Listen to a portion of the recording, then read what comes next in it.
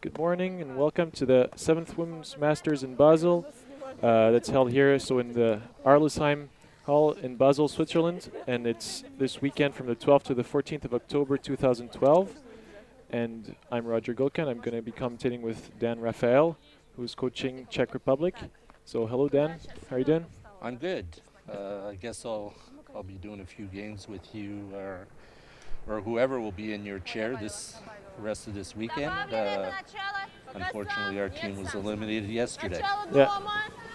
So today we're going to be watching the game between a big champion of curling, Annette Norberg from Sweden, who, as we know, is double Olympic champion, which is an absolutely unbelievable result, against an interesting young Russian team of Oksana Gertova. And so the game has just started. Teams have played a last stone draw to know who would have last rock, and it is Annette Norberg who made the draw better than the Russian team.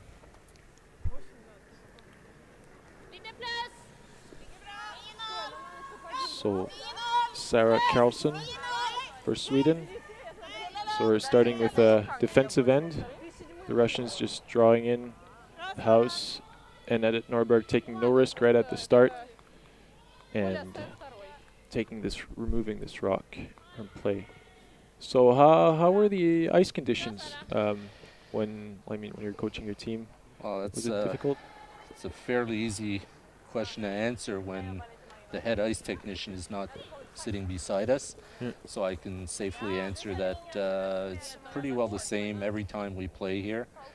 Not that they're any better or worse, but the ice conditions upstairs and downstairs are extremely different. Yeah, because as to tell our telespectators that there's also a basement that you can't see here on camera. There are 5 sheets at the first level and 3 sheets at the basement. Which I hear was or still is a swimming pool. Apparently there's a lot of frost down there. I remember playing one game there once. So yeah, I get a lot of comments from the players from different teams and from the teams that I'm coaching that the ice upstairs, the 5-sheeter upstairs, is a lot more consistent. You get a lot more consistent curl and speed, whereas downstairs it seems to change probably several times during the game. Yeah. And here we are upstairs, of course, where the ice conditions are better, so we can probably enjoy higher level curling. Yeah, I really can't see us fitting any of the equipment that we have here downstairs anyway, because the ceilings are just too low and there's no room. So. And what about the speed? Was it regular the whole time? Upstairs, yes. Upstairs, yeah. It's quite consistent. You're not going to run into a lot of problems. Of course, the rocks are in really good condition, so you do get quite a bit of curl out of them. So yeah, it should make for interesting play. Right now we're halfway through the end, I guess, and we played a bit defensive. Now we're going to try and throw up some guards here and see what happens. Yeah, that's what Annette Norberg did there before.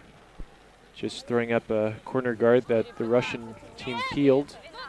Stayed in play. I don't think that red rock is in the house, though. That's why Annette Norberg is just going for a guard. Again, see what happens. She's got last rock, so she wants to score 2 if possible. And if she can't score 2, then try and blank the end, score 0, and keep the last rock into the next end.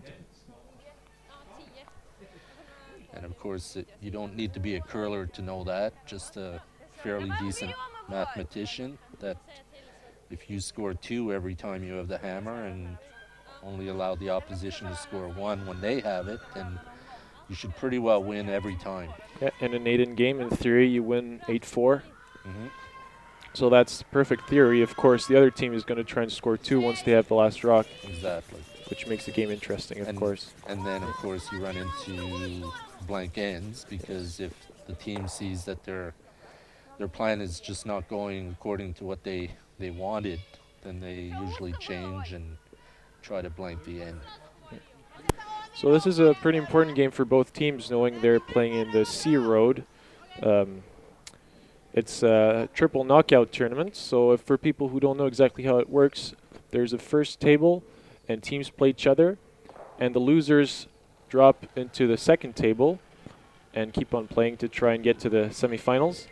And if you lose again, then you drop into the third table, and if you lose for the third time, so it means 3 losses, means you're out of the tournament. So that's why it's called a triple knockout, and now we're in the C Road, so in the third table, and this means that if any of those two teams, the loser is going to be out. So there's no draw; it's only win or lose. So it's an 8-end game with an extra end if there's a tied game. And the winner of this game goes on to play Andrea Schaap from Germany at 4 o'clock.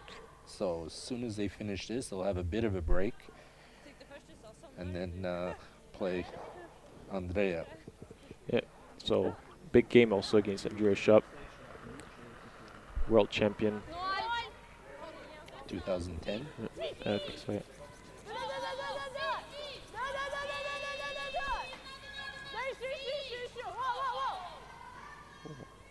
So after a really nice draw, a good hack weight takeout to remove this rock that was half buried. So we can see there's a good swing there inside out on the ice.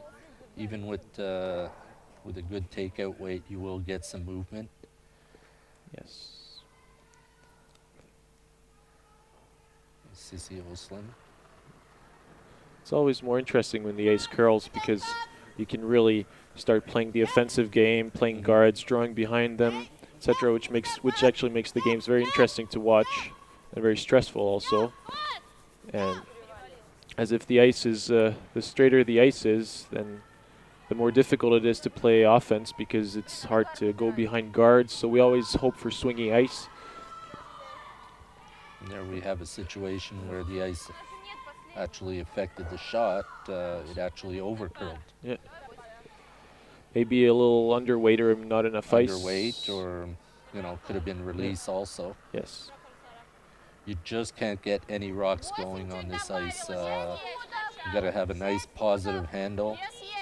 Make sure you get plenty of rotation, and because the more rotation you have on the rock, without exaggerating, of course, makes the rock curl less. As if you don't make the rock turn enough, then it might just fall and over curl. It's much more likely to over curl. So I think the Russian team there wanted that rock just a little bit higher in the house, not so close to the tee line.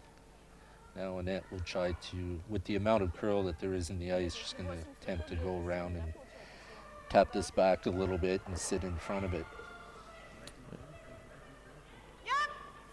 In this game, it's always very, very important to get the rocks in front of the tee line. So the tee line is that line that cuts the house horizontally through the middle. Because you always have a better advantage if your rocks are in front, because if they're behind the tee line, and we will see it during this weekend, all the time the rocks behind the tee line are more of a problem than of an advantage, because other teams can use those rocks, just sit in front of them, and they will be shot. That means closer to the middle, and they will be very hard to remove. It's like I always tell the players that I coach, especially the newer ones, I say, look, if they're in front of the tee line, they can always be promoted. Yeah. But when they're beyond the tee line, it's physically impossible to bring them back. Yes, because all the rocks are coming from the same direction. Exactly. So another, well, the first shot was, let's say, half missed from Sissy Oslin, but this is a second miss there. She rubbed off the guard, apparently a little bit too slow, so it over curled. The faster you throw the rock, the less it's going to curl, of course. So it seems like she didn't have enough speed for that one. So it looks like here the young Russian team is going to attempt to throw another rock in behind. So obviously the plan at this point for the Russian team is going to be just to to make sure that Annette Norberg takes one here, so they can steal the hammer back.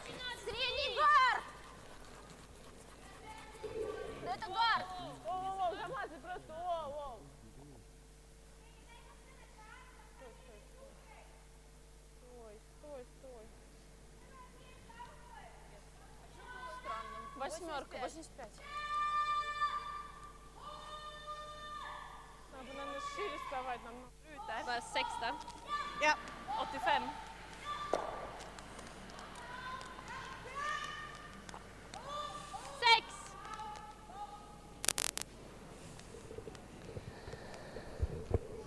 So Annette Norberg with the hammer will attempt Yes. to. This is another short rock. Maybe it picked something. Ja. I think the players are just getting fooled a little bit. First end. Some of these teams have played. Just check the draw here and see where they played earlier. Because that's some of the problems that they run into is when they start going from the 3 sheets downstairs back up to the 5 upstairs, and vice versa. Yeah. Well, it's always when the ice can be a little trickier to get like a better, faster appreciation of the ice. It's players like Annette Norberg, in theory, have a big advantage because they have a lot of experience, so they're used to adapting themselves much quicker to the ice. There, apparently, her first rock was again not a very good shot. There, she just went through the house. And we can see this rock was removed at the back because it totally crossed that back line, that line at the back of the house, which is the limit. If you touch that line, then your rock stays in play, but if it just passes over it, then it has to be removed and slotted at the back. So a second chance for, actually it's Olga Zyablikova, who is skipping this Russian team, to draw in behind those center guards and actually get a good chance to steal a point in this end. Stealing a point meaning, of course, for people who don't know much about curling, is scoring without the last rock. So just checking my information here, Norberg would have played her last game last night at 8 o'clock against Miriam Opp. And they did play in the downstairs rink, whereas the young Russian team played downstairs also, but this morning at 9 o'clock. So a pretty good shot here from Olga Zyablikova. So Annette here discussing whether she wants to attempt the double. Yeah, double and roll out to do 0. Which is possible.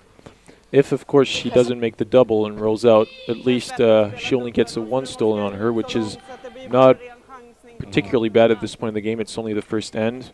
It would just be the same as if she had lost the hammer. Or for those who think positively, it's as if, you know, they will just put in their mind that they didn't have the hammer. Yeah, exactly. And they only gave up 1. Yes, exactly. So at this point in the game, it's not too bad. So I quite agree with that call actually, because the double is there. Well, the double is there, and also I think considering they had missed quite a few of the draws this end, maybe they don't want to take. And of course, if she misses the draw, then she gets his 2 stolen on her, and that's a very bad start usually, especially if it's stolen. So you'd rather just make sure don't get more than 1 scored on you, get maybe the 0. Well, there she didn't make the double perfectly, so the Russian team is stealing 1. But now they still have hammer, and they have hammer in the even ends. So now the Russian team, having stolen 1, take a 1-0 lead, and will go into the second end without last rock.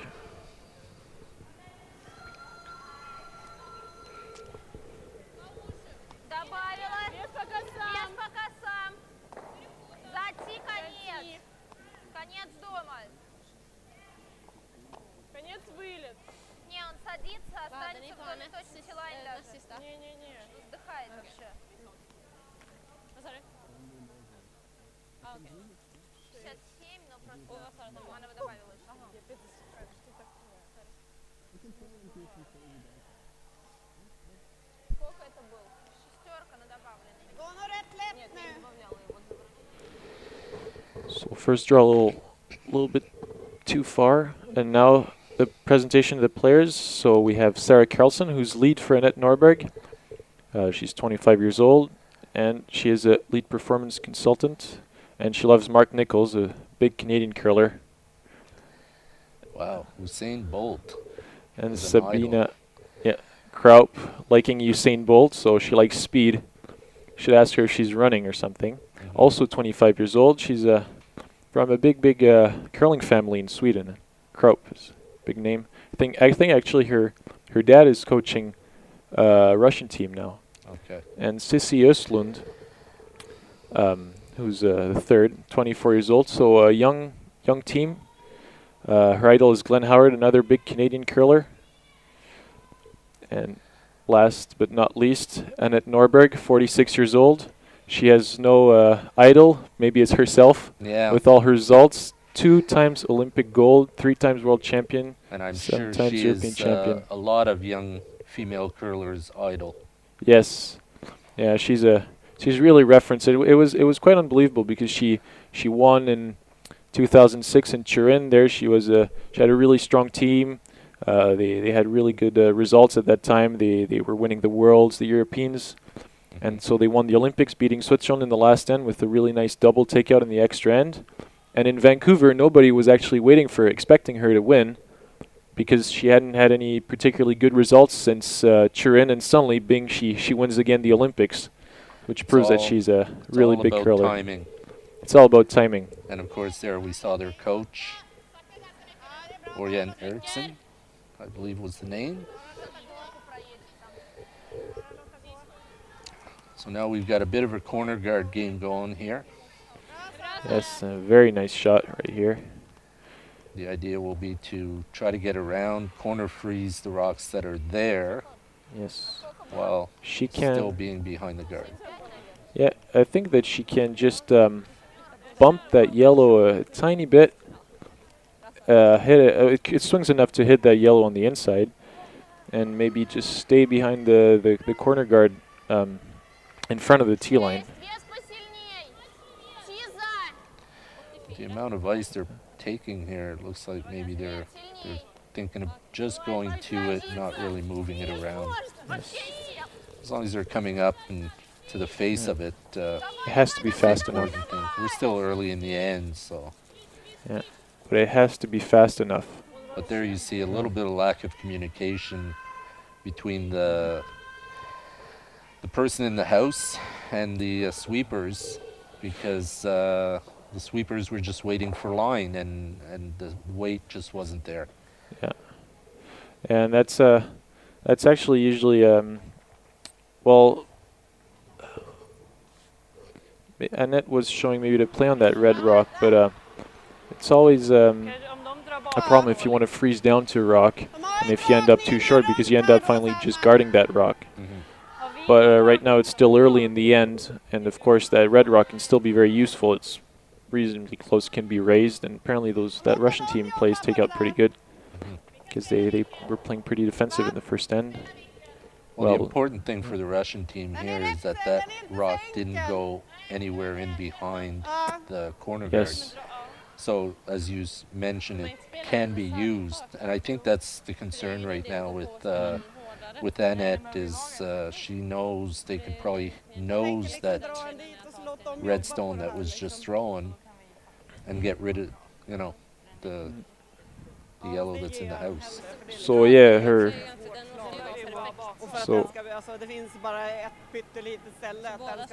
she's in a tricky situation there where maybe she's thinking about playing on that red, but it is quite risky because she could, with the swing the ice has, it's easy maybe to over curl or something and maybe nose the rock instead of the Russians. Well, it's another one of those risk versus reward. I mean, if you make that shot perfect, then you will guard the one, again, that's in the house and remove the 2 red stones if you hit it perfectly straight back.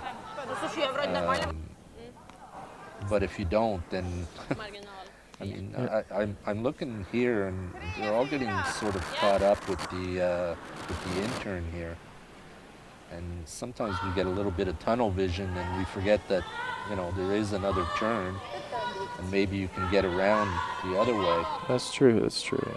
But looks like they're going to go with the intern, Yeah. It looks like they're going to just draw behind. draw behind the redstone that was just thrown, and cut off that raise. Because of course Annette doesn't want to throw up another guard here, because if they do, then you know they're going to be either forced to take one, or Russia will steal another. So they want to Yeah. get all the rocks at least in play in the house. Yes, if you're in at Norberg, you really want to avoid to get stolen. And looks like the Swedish team is really struggling with the speed of the draw weight right now. It's true. Well, both teams we've seen a few either a bit too slow or too long rocks, too long shots. We hope that they're through the game that they should get their speed better. Well, We'll see. considering it's an 8-end game, they Yeah. better be sooner than later. Anyway, so now the Russians are actually in a pretty good situation, even though they're not lying shot, because they have rocks guarding the middle. So they just need to draw behind those rocks, lie shot in front of T-line. That would be perfect. That's a Like great that, looking like shot. that, just like that. Perfect. And Front of the tee line, front of the button, dead buried. yeah. I think Well, Norberg still has the possibility probably to come with a little hack weight or just a backline weight or something. Just tap that red rock behind T-line. That would be the most important. If possible, nose it. there again, the situation you have to look at is where in the end that you are. Like, are you at second stones? Are you at third stones? You know, if you're starting to run out of rocks a little bit, then, you know, it makes your decision a little bit different than if you were early in the end. Maybe you decide you're going to play, no, big miss there. Again, a miss. So, you know, in hindsight, maybe now Annette is probably saying, you know, I could have probably driven mine back, the center line yellow, try to get rid of as many redstones as she can. That's all hindsight now. Yeah, of course. Well, of course, if the other shot was made, it would have been absolutely perfect. So that's always that kind of situation. It is true that maybe at the point of the end, it would have been easier at least to play a peel, see what the Russians are doing if they just guard it again, or you know they can also again, like we say with the swing, you know, it's easy to miss a guard. You can just very quickly over curl.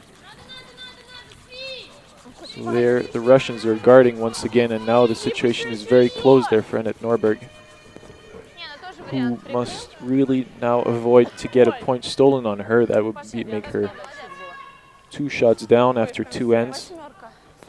So now I don't think she has any choice but to try and open up those guards in the middle. If possible, make more than 1. That's apparently the aim. Maybe you can also get a little lucky. Get a little boom, boom, boom, and so now it's Sissy Östlund's turn to try and help her skip out. Position of third is really important. I mean, if your third plays well, then your skip will have easier shots to play. So now is a crucial moment, and she made a pretty good shot there. She removed 1 guard and moved the other one. Now the situation is just a little bit more open. Russia's still Yeah. very good position. They just need to guard again. The important thing here is, of course, always with the swingy ice, is to guard the correct side. I Yes. mean, we always have a tendency to want to guard the rock dead on, and that's not always a good thing. If there's already a rock, you'll see here, there's already 2 rocks guarding the outside edge of Yeah. the stone in the forefoot. So the idea now is just to throw up something that'll guard the other side, just make it that much wider. This is coming in a lot deeper than she wanted to. It's going to set up. You can you can hear some of the frustration there from the Russian thrower. Yeah, it's a bit too bad because that was a really good chance, and now she's actually offering the double to Norberg, who who really probably wasn't hoping for that. She's really offering that double on the platter there. So she's basically opened the door here for Sissy Osland to play the run back double. Yes. If she makes double, then then actually this time it would be Annette Norberg lying buried with the middle roughly open.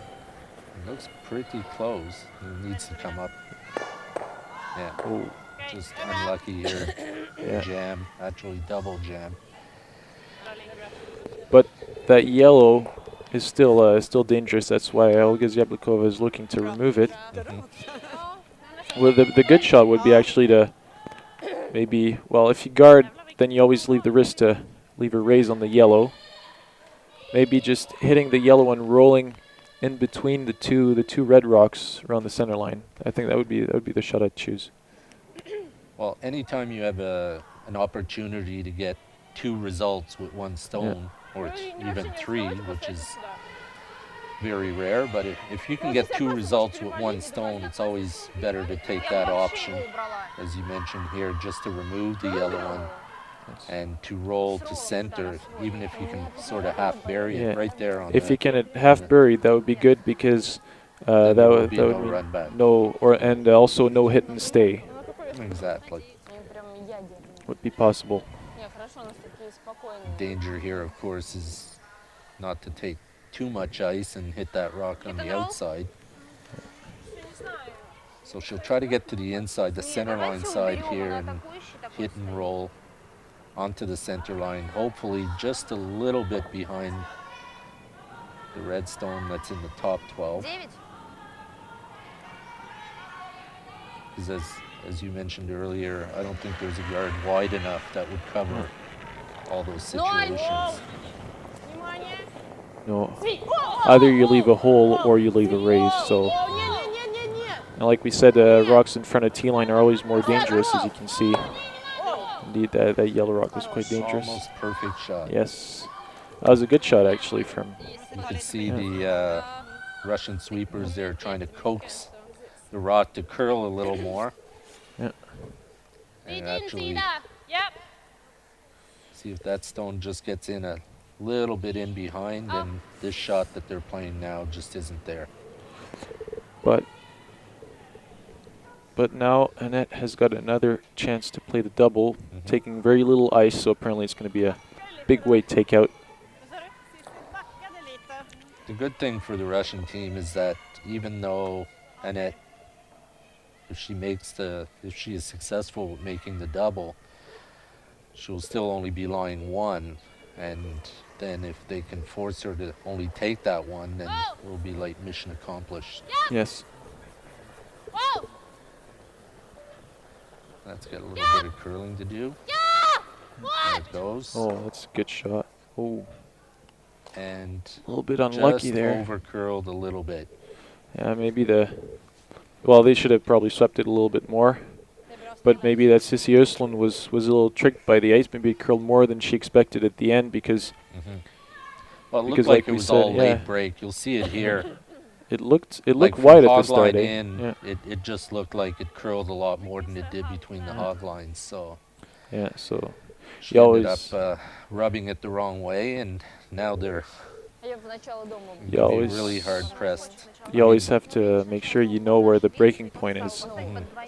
Usually the breaking point is near the hog line but usually you see it only on draws because the takeouts are usually a bit too fast to have a really big swing at the end. But apparently here, even with the big weight event at Norberg, it still had a breaking point. And here again, we're talking about only 1 stone remaining for Russia. And they just can't cover all the possibilities, and you'll see when this rock stops here. Seems a little bit slow, the way the sweepers are jumping on it. Yeah, looks like it might Might end up not just being guarding the 4-foot. So any possibility of a draw, but there is a shot, even though it's not easy, but there is a shot there. You can see it on the outturn draw, just to come around and tap the 2 reds, but they're just going to go with the straight draw and take their 1. Yeah, it's a bit too complicated maybe to. They haven't played on that side of the ice also. So just a draw. It's actually a bit too bad that guard was far away, because with that kind of swingy ice, it's nearly as it's nearly as if it wasn't there. So Net just has to focus on playing the right weight instead of thinking also about really the exact right direction. Just draw the button, a usual skips rock. Well, from what we've seen so far this game, I know it's only been a couple of ends, but anything out that wide, they've been fooled on the draw weight, mostly coming up short. But this one looks pretty good. Yes, indeed. Looks like it's fine. Or did they oversweep it a little bit? It's just going a little bit too far. Yeah. And that's another steal of 1 for Russia. That's a little bit too bad. The sweepers just overtook it a little bit. Well, in all fairness to the sweepers, there were a couple of rocks that were thrown out with the broom that wide, and they were actually underthrown. So yes. Well, not a particular, let's say. It was not a mistake that was, let's say, enormous, but it counts a lot because it cost them 1 point.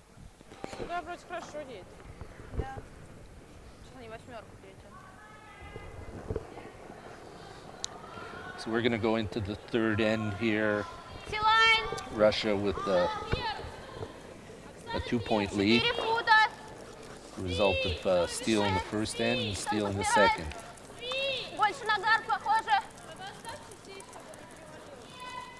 The Russian team here attempting to put the rock in the house, but it was over curling anyways, so.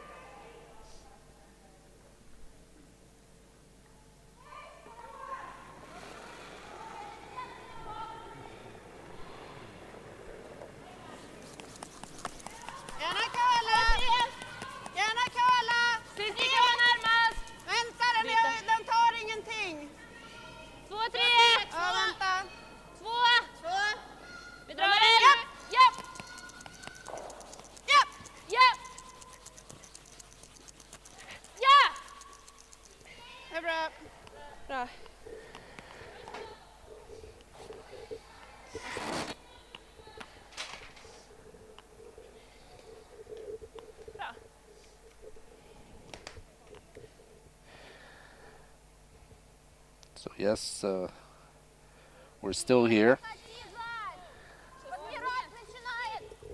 And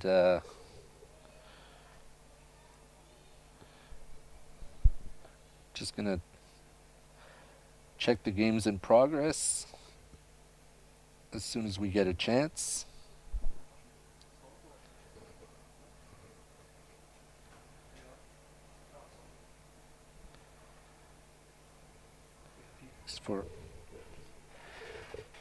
Okay, so we've got Felcher and Wiebers. Wiebers with a 1-0 lead going into the 3rd end. Yeah. But the Swiss with the hammer. And that's our game. And another Russian team, young Russian team, Gertova, playing against and also a young Swedish team, Hasselborg, who was world champion in 2010 in the Flims. And that's Anna Hasselborg playing.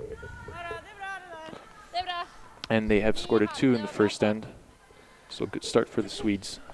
And Olga Zerkova, of course, working for the Olympic Committee, so she's keeping herself busy. Yeah. Well, anyway, we'll see how that game turns out, but we know that Anna Hasselborg and her team like to hit, so it's going to be probably hard for the Russians to catch up, as we see it. She's throwing a hard weight takeout.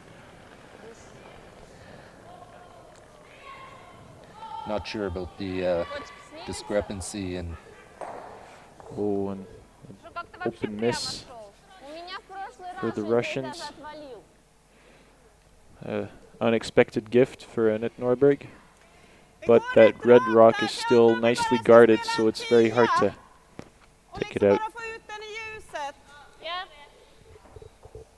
And for those of you who are wondering, we are in the third end. So if you're looking at that scoreboard, I think they just Yes. they didn't put that score up properly, unless there's something I don't know.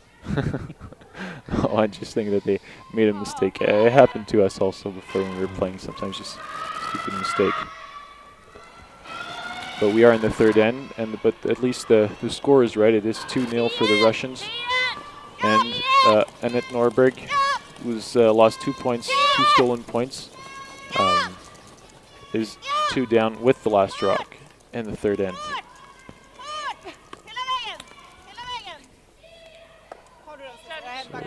Good shot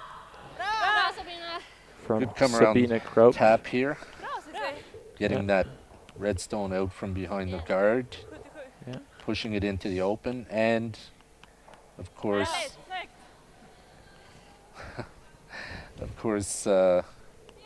pushing it behind the tee line Yeah, exactly. so it can be used later. Even though the 2 yellow rocks are not shot, this red rock is actually not very dangerous because it's only in the 8 foot, in the white circle, and it's behind the tee line, so it shouldn't be too much of a worry for Annette Norberg, this rock.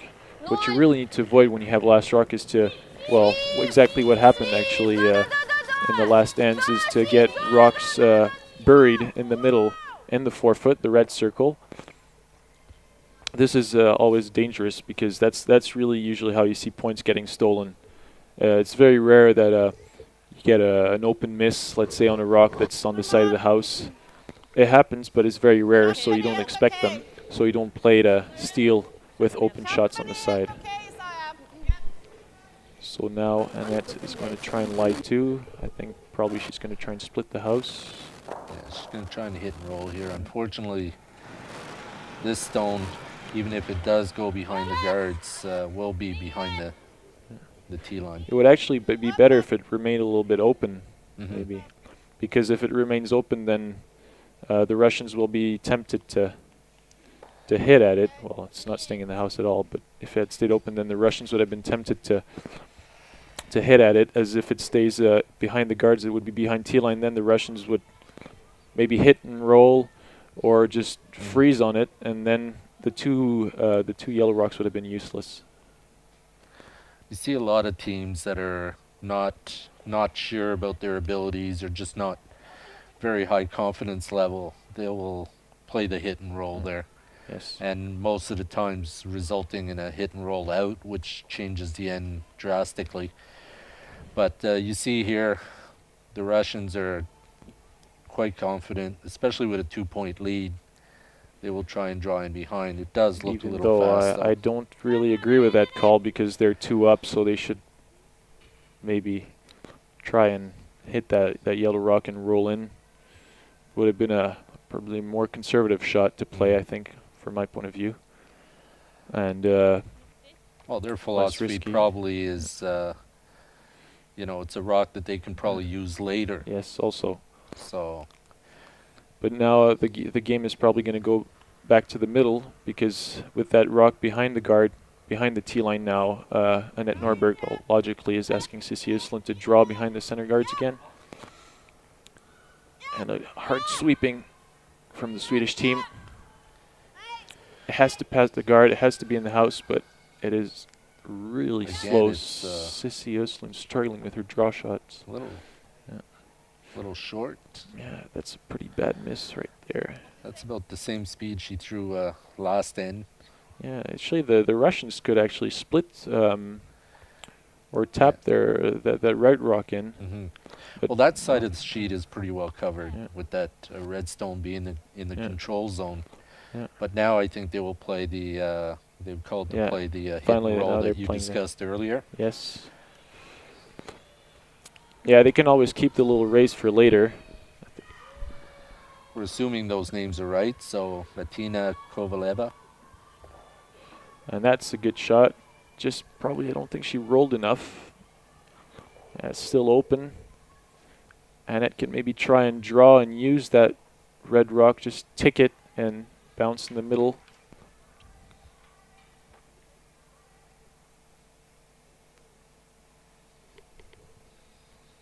Dragning med styrning dit. Alternativet är att slå den där snett så, få upp mitten. Jag gillar den. Va? Slagningen.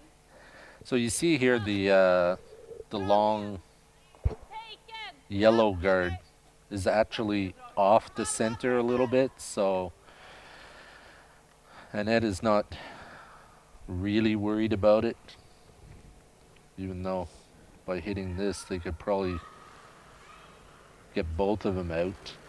Yeah. Sort of maybe getting the middle one spinning into the sheet.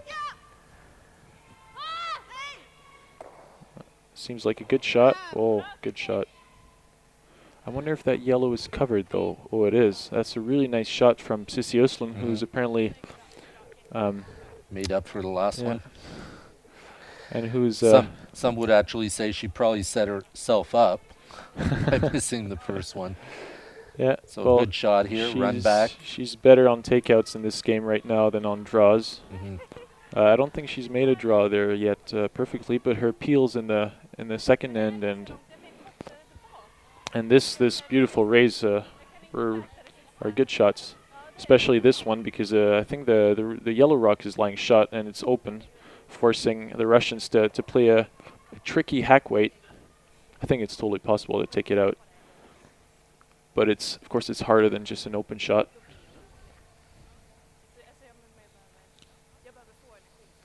Of course, the other good point of that shot is that the center is more open now, allowing Annette Norberg to draw much easier if she needs to score one or even to score two.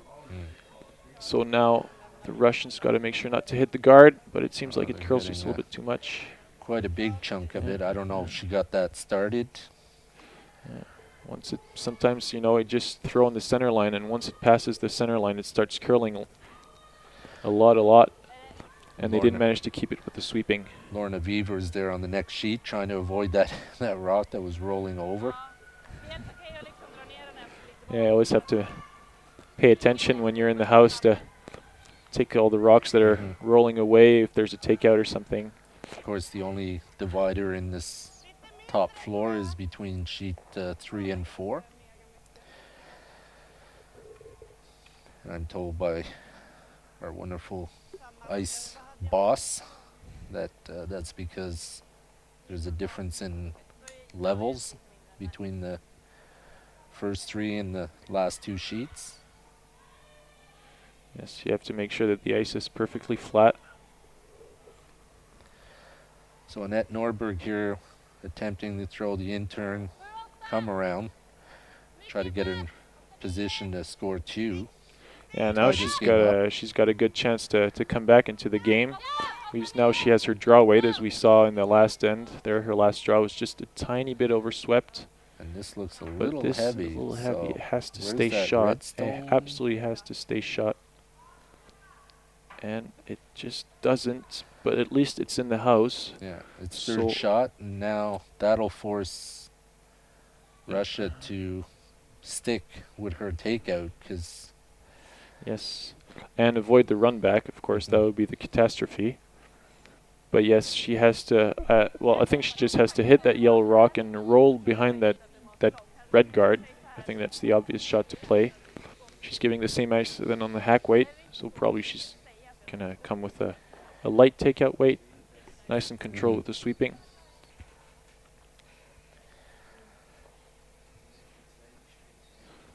But of course, she has to make sure that she stays in the house. Otherwise, she's going to be offering it at Norberg a chance for 2.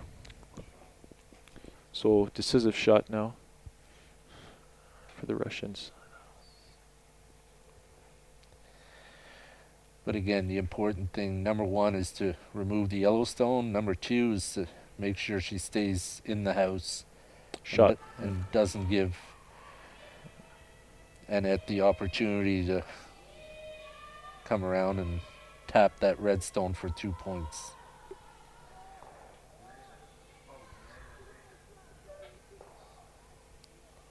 It seems like it's not curling. Well, no, it's staying in the house in the range shot. Shot stone, so good forces Annette to draw for her 1. Yeah. Was the plan going in for Russia? Yes. To go 1 point up and get the hammer back. Yeah. So we don't the hammer expect. she never had. Yes, and we don't expect Annette to miss that kind of draw. It's a routine shot for her. She's played thousands and thousands in her life. Draws for 1, draws for 2 or more. Just especially considering she has just thrown this exact same shot. So and she has backing also. Should be all right. The sweeper's just making sure it doesn't pick anything. And when you see the sweepers just rubbing like that gently in front of the rock, it's always a good sign that the speed is absolutely perfect, as you can see. So this is this is actually the stone she needed last in. Yeah, and she could have afforded to. She could have swapped shots. Actually, would have been even better. So we're gonna go into the 4th end. Yes. And Annette Norberg in a bit of a complicated situation. 1 down without last shot, and she must absolutely make sure. I think that's very important that she doesn't get a 2 taken on her now, because that would make her 3 down. Of course, if that happens, it's not the worst because she gets last rock again and can score 2 behind. But to try and keep the score close as possible.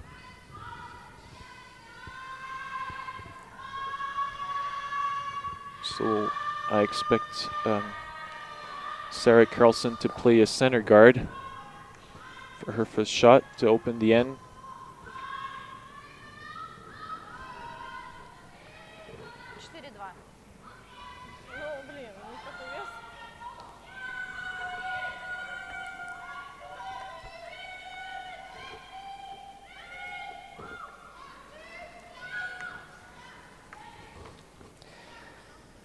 So just let you in on some of the other games, the rinks that are downstairs, as we call it, on sheet 6.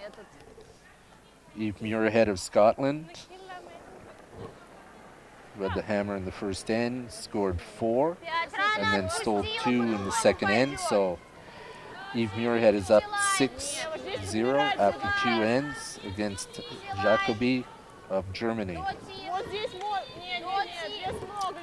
And in the other game on sheet 7, we have Githmark of Norway playing Finland. And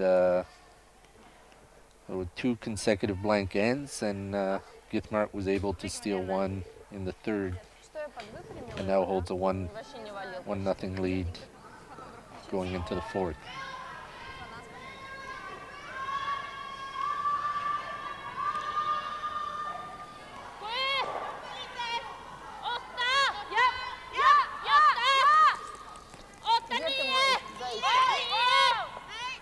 So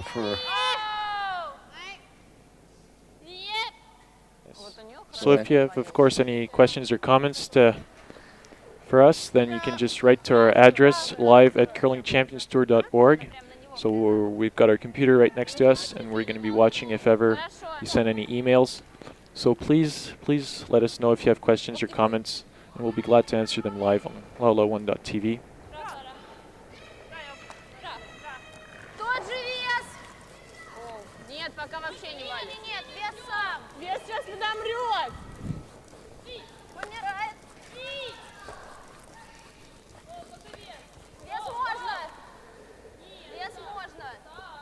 So all the play here this end is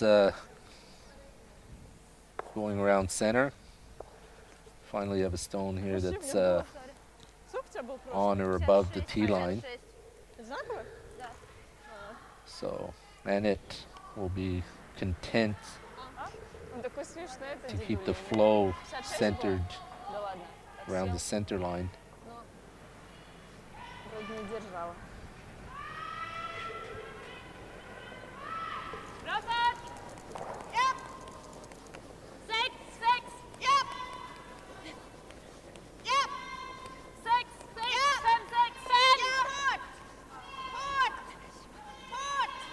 So we actually have a first email from Fiona, who lives in Italy. So hello, Fiona, and she was asking, in our opinion, who can have a better judgment of the stone speed. So I think the sweepers do, of course, have a better judgment of the stone speed because they follow the stone, and they also usually have little timers. They can time the rock from when the thrower throws from back line to hog line or something like that, or tee line to hog line, depends the teams. And usually, so the sweepers announce the speed they think the rock is so they're gonna say, for example, numbers where they think the rock is gonna stop. And so the skip with that information can also have a better idea of how the rock is gonna curl. Usually the skip looks at how the rock curls, and the sweepers look at the speed. So sometimes the sweeper can actually start sweeping if they believe the rock is too slow without the opinion of the skip. So they usually just sweeps for speed by themselves, and for the line, then it's the skip that calls for the line. So basically it's the old line of communication. Yes, it's very important. The first person to speak when we're talking about a rock being thrown, of course, is always the person throwing the stone. So the first person to speak is the thrower. They will immediately let you know upon release if they pushed or pulled on the stone, or if they did anything funny, maybe they turned it in. And normally the second person to speak is the person in the house, to indicate if the line was good, if they were on the broom, if they're tight or wide. And from there on in, the discussion is normally between the sweepers and the person in the house. And the sweepers, and only the sweepers, are going to tell you the speed of the stone and where it's going to stop. Yeah, and so you can always hear actually the players and the skip and all the team actually yelling to each other across the ice. Well, also because you yell usually because it's encouraging, you know, for example, if you call for sweeping and you yell, it's encouraging to sweep, but also because the sheet of ice is 40 meters long, so that's quite a long distance, and there's also other games on the other sheets, and it's in a big hall, so you actually need to make sure you make yourself heard when you say, for example, either the speed, call for sweeping, etc. So that's why players actually yell on the ice. And like we said, communication is particularly important. The more the team is used to play with the other players, the more each player is used to play with other players, the better the communication is going to be. So all teams have got their own communication systems. Try and make it as efficient as possible, because a rock success is usually a team effort. Well, it is actually always a team effort. I mean, the skip has got to read the ice well, the players got to throw the rock correctly, and actually then the sweepers have to sweep it properly. And of course, to get all that coordinated, you need a good communication between the whole team. Everybody's got to stick to their job. Yes. I mean, anytime, I know when I'm coaching and I ask the skip and I say, you were yelling why? And they say, well, I thought the speed was a little down. And I said, you know, if you're calling for speed, you're not doing your job. So you got to stick to their jobs, and the sweepers will let you know exactly where this rock is going. So here in this game, just getting back to the game a little bit, the situation was getting such that the Russians decided they had better start clearing out some of the front. Yeah, and you can actually wonder why the Russians would want to clear a guard that's guarding their own rock in the middle. Well, this is because the end is always quite long. It's always quite long, and you actually have to think ahead of just the next shot. And of course, when you are up and you have last rock, you want to try and keep the center as open as possible to leave yourself an easier last shot. Of course, if there are center guards and a rock buried behind, well, we saw it left always end at Norberg with more complicated shots to play. So the Russians are just taking out the center guard to try and keep just the center open. Scoring 1 would be enough for them still in that end, even if scoring 2 would be better. But you need really to keep the center open, while actually the Swedes will just try and play center guards to try and close up the center of the house, so they can keep control of the control zone. They can always use, for example, that yellow rock that's biting the 8-foot. They can raise it on the red rock or something. So now the Russians finally decided to draw behind. That's a pretty tricky shot to play. Not really convinced that this is the right idea here.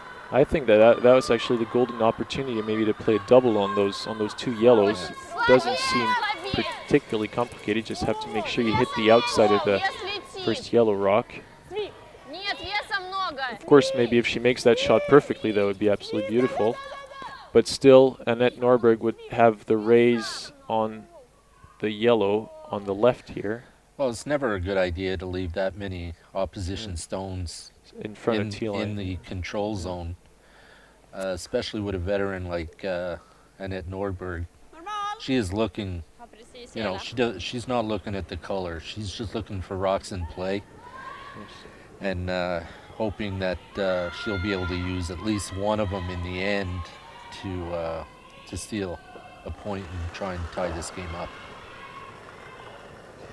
So Sissy Östlund with a normal weight takeout. So we'll see how this end develops a little bit. She's got a good opportunity to make the double in line 3, maybe even 4. And that's a really nice shot. So there we see already a result of the mistake in judgment of the Russian team. I mean, we always, you know, get carried away a little bit when we see our stone in a perfect scoring position, but essentially what you have to look at is what we call the control zone, which is exactly, there we see the replay, perfect shot. The 2 yellow stones that are in the top 12 are in perfect position to be used at any time. So I think they should have been removed, personally. Yeah, I think so too, and well, especially considering the fact that you know, you're giving Sissy Östlund a shot that she's probably better at, especially in this game, which is the takeout. You force her to draw, and she might make a little bit of a mistake. Yeah, she has more chances because, as we have seen, her draw weight has not been very accurate right now. Yeah. And so, of course, what we call the control zone is the zone in front of the tee line, in front of the 4-foot, in front of the red circle. So you can see those 2 yellow rocks that are right in that zone. And now the Russians are actually in a bit of a complicated situation because on top of, on top of having those 2 rocks in front of the control zone, if they remain there, it complicates Olga Zyabeklova's life if she wants to draw for a point because they block the middle.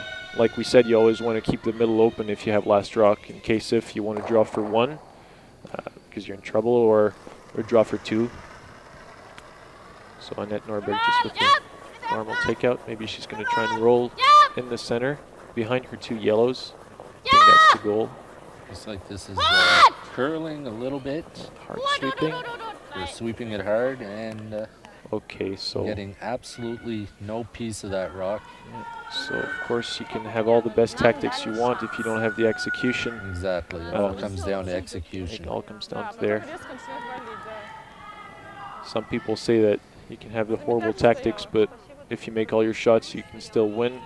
I don't particularly agree with that because you still have to have a good tactics, but Which reminds of me of course, one of the teams I've coached in the past, where after the fifth end break they said, "So we're not doing too well. Is our strategy wrong?" And I said, "Well, I can't tell because you haven't made a shot." So it's, you know, you got, as much as you want to read and watch video and learn about the game, you still have to make the shots. yeah. And there actually, because we saw that tactically, the Swedes played that end probably a little bit better than the Russians, especially with that draw that was called for the Russian zone that allowed Sissi to play the double takeout. But with that miss, that whole let's say tactical setup sure was more they'll ruined. be discussing that after the game. Yes. With the coach. Coach is taking notes. They're doing videos. They have all kinds of stuff going there. But of course, if the next shot is also missed, then would Annette Norberg go for the double or maybe just for a little tap? I think maybe just the tap is a little bit easier. It'll afford her to really put the pressure on the young Russian curler, especially considering she missed her first shot. Yes. And maybe if she gets that little tap perfectly, she could even roll Block the raise, yeah. block the race and get actually maybe even the third shot in. It's possible if she hits it nicely. So we'll see. And soon, I'm sure that our crew will all go to telestrator school, and we'll be able to use the telestrator.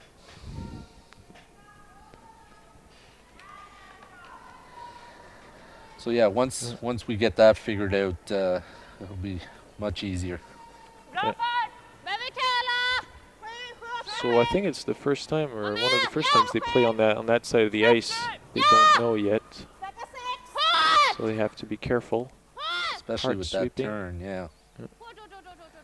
See, now they're up onto the top one, So which wouldn't have been bad if they had pushed it in. it's just the too second bad shot. But, she's not putting enough pressure on the Russian skip because the Russians actually only have they're only facing one against them. Like the Swedes only lie one shot now, so that's a little bit too bad. So I think she's looking at the double there. I'm not sure what she's looking at, because one player is looking at the red and the other player is looking at the yellow. So Both shots are possible anyway. well, it certainly looks like the red run back is easier, Yeah. but the red run back is actually for two. Yes. Well, if you should hit it perfectly, and if you go for takeout, because you can just raise it with a draw raise. but it's into not the an easy forefoot. shot because it has to get by the yellow one. Yes. They're not really convinced that it does. I think they're just going to play some kind of a tap. Yeah, I think I would just come with a little backline weight, hit that red one a little bit on this side, and push it into the forefoot circle to score one. Complicated shot, but makeable. Just need to get the need to get the speed and direction right. Make sure it doesn't overcurl and doesn't push the yellow rock in for shot. Of course, we always talk about risk versus reward. Playing the red with some kind of hack weight, hack to bumper, to move the yellow one in the back house. If you make that, puts you up 4-1. And then you Whereas now you're just playing it safe maybe and saying, look, let's make sure of our one. Well, if she makes sure of her one, she still has a 2-point lead. Yeah. Well, it seems like Really a pretty working good it shot. here. It seems like a pretty good shot. It is close. And Just a, looks like we might I think it might have a be measure. Yeah. Anytime you have to look at it more than once, you measure, Yeah, right? usually. So yeah, Both right about thirds now, just I would looking be at putting them. the broom down and say measure. Yeah, measure, exactly. Yeah, So, that's my philosophy Yeah. all the time. Yeah. It's just look, if you have to look at it more than once, like don't even look at it again, just measure it. Yeah. And now when you clean up the rocks, you have to make sure you don't move any of them.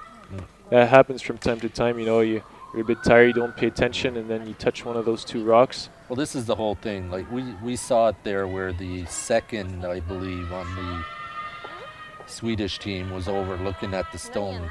If something should happen there where, I don't know, she drops her broom or she slips and she touches either one of those stones, then the point definitely goes to the Russian team. Of course, yeah. If any team touches one of those two rocks, then the point goes to the other team.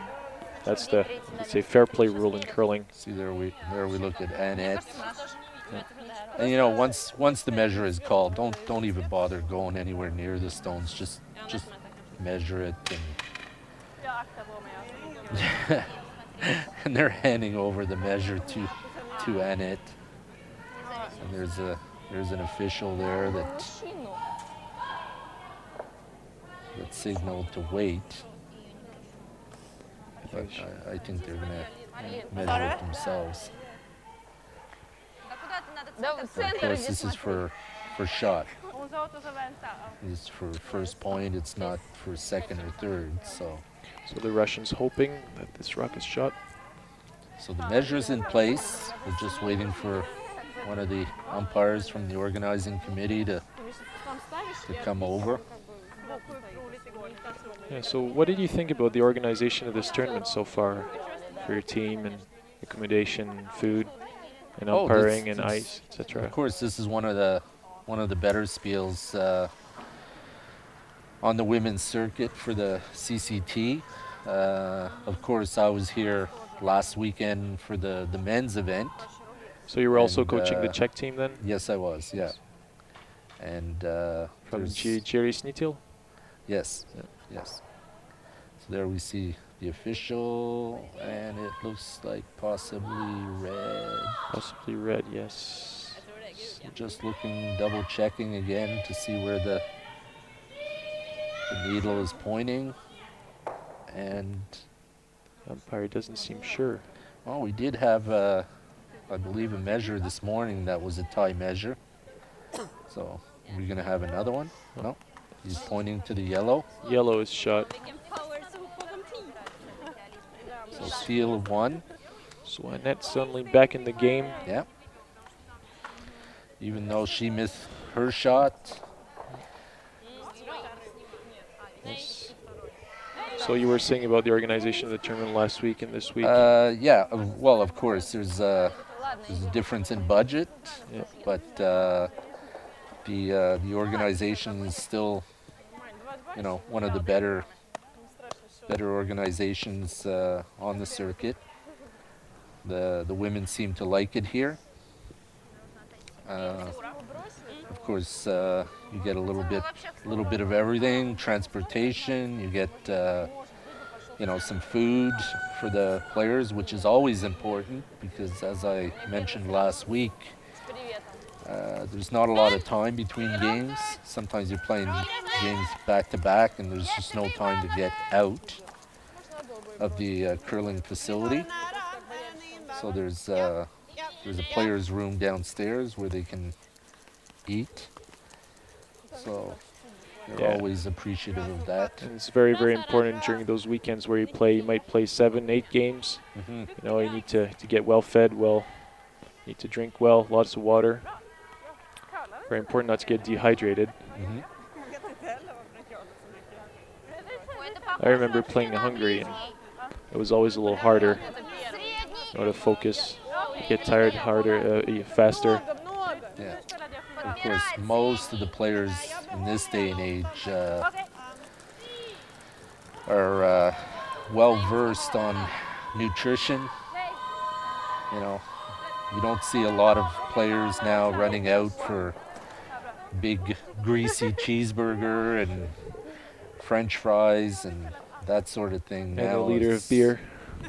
You know, they know what they have to eat. They know when to eat.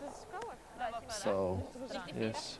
Yeah, well, since curling's become an Olympic sport, it has become much more competitive, and curlers have become much more like regular athletes, making care of, paying attention to their food and drinks, and to their lifestyle. So you can see here Sarah Carlson was just about to throw her stone and wasn't 100% sure about what the shot was, so she decided to stop, reset, and make sure she wants the rock out front and not in the house. Of course, the idea here is Annette has a stone that's in pretty good position. So now it looks like we're not sure if that was a mistake or not, but So you see a very classical opening. The team without last rock just drawing 2 rocks in the control zone, and the team with last rock playing a corner guard. It can always be used. You know, you just get a rock behind it, either with a hit and roll, a draw, or a little raise, and get a rock behind that corner guard.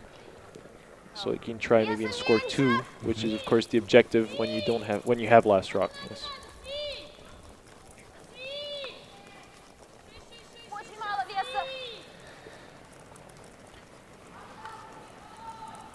so playing fairly low takeout weight. You see here the rock barely reaches the hack. The intention there was to hit the other yellow stone and roll in behind the corner guard, but because the weight was down a little bit, they hit the other yellow stone and stayed right there. Yes, and now a tricky shot for Sabine Kraup, who has to remove that red one without hitting the yellow. Another mistake. Yeah. Well, I was just going to say actually that that red rock was still not that bad because it was roughly in front of the yellow rock, which could allow a jam. Exactly what happens, and that's now you can see the corner guard becoming useful because the center is open, so and they are lying 1 shot already, so they can just draw one behind the corner guard and lie 2 with 1 hidden. So a good situation now for the Russian, especially if she makes that shot perfectly in front of T-line. And they'll be in good shape to get their 2. Yeah. Of course, the end is still very long. And as we have seen, there has been quite a few missed shots, so we never take anything for granted. Now, Olga Zeplikova stopping her sweepers for the line and also for the speed, actually, because it's behind T-line. So it's not a catastrophe because the rock, even though it's behind T-line, is still lying 2. The problem is now that if Annette Norberg hits and rolls in front of that red rock, then the Russians are going to have a hard time to get it out, especially if she's behind the corner guard. So to give you an update on those games downstairs, sheet 6 and 7. On sheet 6, that game is now officially over. Eve Muirhead taking 4 in the first, stealing 2 in the second, stealing 1 in the third, and 3 more in the fourth. So 10-0 score there. That game is in the books. And on sheet 7, Malmi of Finland taking a 2 in the fourth end to go up 2-1. That game is now in the fifth end.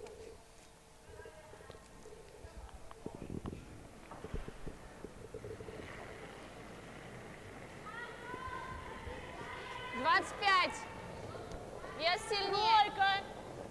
Нет, нет, сейчас повалит. Свип, свип, свип, да, свип, да! Свип, свип. Можно было раньше. And the Russian team didn't manage to get the roll behind the corner guard, so Annette Norberg is going to try and hit that rock roughly on the nose, if possible to get the double behind. That would be a perfect shot. Then it would be her turn to lie 2. And we would see what the Russians would be playing, knowing the center is completely open. I think the Russians would be it would be a good decision for them to maybe just try again and draw behind the corner guard. So she does And an get unfortunate jam there. it's always a little unlucky, you know, you're so close to getting the double. So now they're going to try to draw against there. Dead buried behind the guard. So if they can get another one in there in front of the tee line, then yeah, that would be perfect, Russians because will be quite happy with that. it's very dangerous. Where that rock lies is actually quite dangerous for the Russians, so they absolutely have to make sure they get one in front. So just to let you know where that puts Eve Muir ahead of Scotland. That was a 12 o'clock game, and that will afford Team Muirhead a little bit of a rest as they go straight back onto the ice at 4 o'clock against Manuela Sigrist of Switzerland. Yeah, a young Swiss team. And Used to play at the that same is time in all juniors. C road. So now you lose, you're out for these teams. Yeah, and a big miss once again. Another draw that's been missed by the Russians. Just went straight through the house. So, well, that's very annoying, because it's like if the Swedes are just playing 2 times in a row. So I suppose that Annette either is going to ask for appeal or just a draw onto that red rock behind the tee line. And she's going with the intern. So a different call. No, so she's going for the run back. Sorry, my bad. So we've seen Sissy Östlund being very performant on her takeouts, especially those kinds of run back takeouts. So we will see what happens. That seems pretty good. Oh, and she's unlucky again. Another jam. So the Russians this time playing another time. The only advantage with that shot is that now it's a yellow guard. So if she does the same shot again, then at least it's a yellow that stays in the house. So the Russians going to try and draw behind that corner guard again.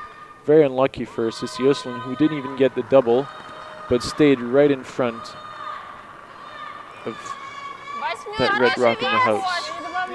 So this time the Russians absolutely have to make that shot. That would be good for the morale, you know. Now that the Swedes are struggling a bit, you know, just get that shot nice to make sure you stay in a good sweepers situation. are laying right off it. It has to curl. Usually, big dig at the end, but it has to curl. Usually a sign that the rock is not ending up where they want it to. There was actually more line than anything else. Yeah. Speed was pretty good. Speed was fine. Yeah.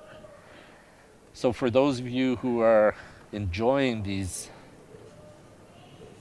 webcasts on Laula TV, or One TV, 4 o'clock, we will be coming back to you with the 6N Skins game. Okay, always that Skins game is that Skins game is between. There's actually 3 teams that come out of the A road. Once the winners of those 3 spots are identified, they're asked to play a draw shot challenge, and the 2 best teams end up in the. Well, we see there the double was missed, but at least the stone stayed a little bit in front of the red stone. Yeah, that's a pretty good shot. Yeah. You know, you would have liked there either to make the double or just to roll in a bit more, but they sort of got caught in between. The guard is on the right side for them, so. Yeah. So anyhow, the 3 teams that came out of the A road were, of course, so Anna Sidorova, Sigfridsson, and Tirinzoni from Switzerland. And the 2 teams that will make it into the Skins game are Sigfridsson and Tirinzoni. Yes. Skins game is always fun to watch. It's very offensive. It's a different kind of curling. The points that you score don't matter. You just have to score 2 or more when you have last rock and steal if you don't have last rock to score the end. So it's 1 point per end. And you have to make one of the 2 missions depending on if you have last rock or not. And it doesn't matter who scores or not. It always alternates. So one end, one team has got the last rock, and then the next end, whatever happens, they will not have the last rock on the next end.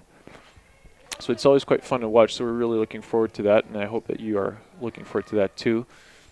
So the 2 teams this afternoon at 4 o'clock will be playing for a grand total of 2,100 Swiss francs. And of course, every end is a different amount, increasing as we go along. Yes. So first end is 100 Swiss francs, second end 2, 3, 4, 5, and 600. Yes. And if nobody scores a point in any end, that means that the team that has last rock scores only 1. Then the money on that end is reported to the next end.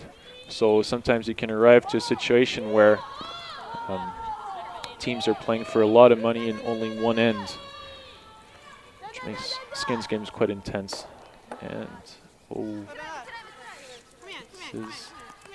and there you see the classic mistake that I've actually been seeing a lot this weekend is, I don't know if it's still early in the season or what the story is, but I see a lot of what I call house personnel just not in the right position and not, you'll see here, Sissi Oslund is actually at the wrong stone, and there you see her running over to sweep the rolling Russian stone. Might have got that, if not out, at least 3rd or 4th shot. yeah, I wonder actually if that red is still shot on those 2 red ones biting the yellow ones biting the house. So hard to say. Yeah. There's a couple more stones here left to go, but you know that might end up costing a couple of points to one team or the other. Yeah. But anyway, no stress. It's not going to change the tactics. Annette Norberg is just going to draw behind that guard, try and make Olga Zelbikova's life as difficult as possible. If she can be, I think maybe biting the forefoot, I don't know if that's possible, behind the guard, then she will force Olga Zelbikova to play a tough draw against at least 2. So Annette Norberg has had pretty good draw weight. If she can be on the tee line, a lot of experience, Annette Norberg.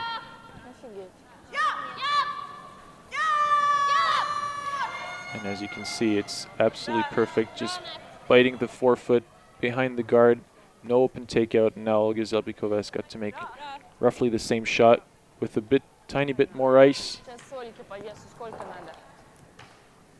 to try and score 1 now. So mission accomplished for Norberg.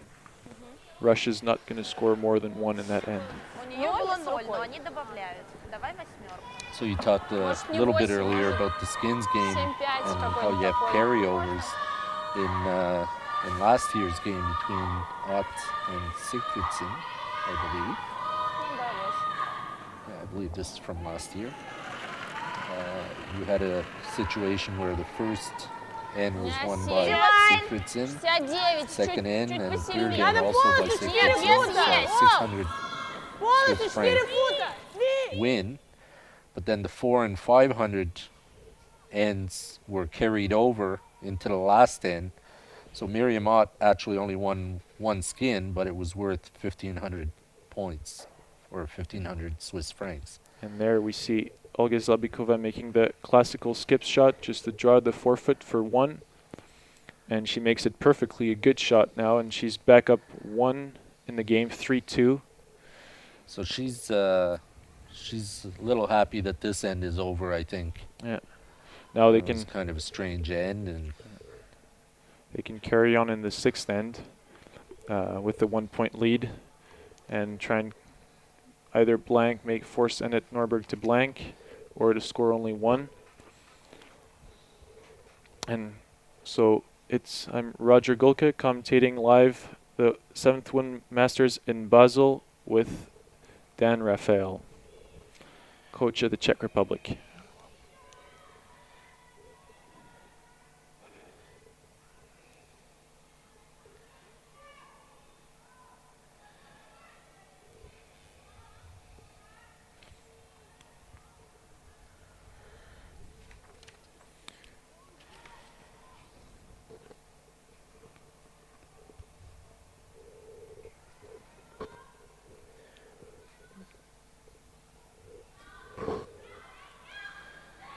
So for the games that are presently going on at this time, Zarkova and Hasselborg and Felcher and Beavers, those are B qualifying games.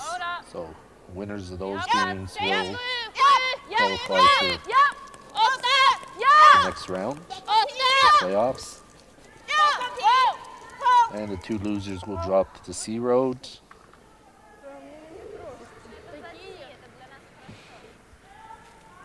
So this is not a great draw, even though it looks pretty good from Sarah Carlson, because it is just behind the tee line, behind that center guard. So now the Russians can actually use that rock by just drawing on it and lying shot, and then they would be in actually a very, very good situation right now.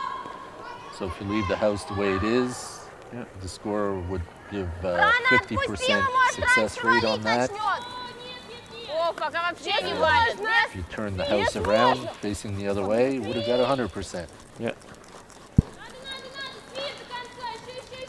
So again, like we were saying, if you want to freeze to rock, it's very important to have the speed right. You have to make sure you get there at least, even if you have to bump it back a little bit. And there, that's the problem, is that now they just added a second guard onto that rock, and so even though it's behind tee line, it's a little hard to get to it, and even now it's allowing Annette Norberg to draw another one, freeze onto her own, which would actually this time make her lie in a very, very comfortable situation. But this is where the experience shows a little bit, or inexperience, where you have a player that looks and, you know, you're drawing to a rock that's behind the tee line anyway. And I mean just behind the tee line. So you could probably afford to have been a little heavy there. Yeah, especially with the swing. It's not like if it's going to stay outside for long. But I mean, to come up short there just affords Norberg a chance to... yeah, this kind of weight would have been absolutely fine for the Russian lead stone.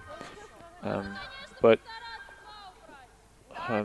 this is pretty good shot, even though the result is not very good in the end, because once again the Russians can use those 2 yellow rocks in the middle.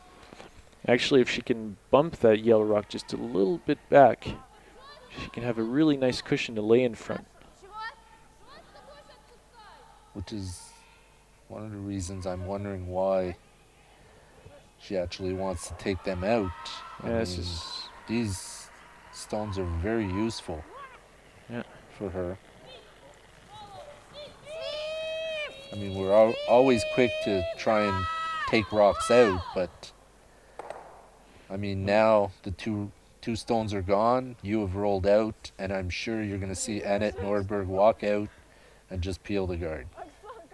Yeah. So what turned out to be fairly good for the Russians, which was a center guard, a rock in the top 12 control zone, and 2 stones behind the tee line, now it's just going to all go for naught. Yeah.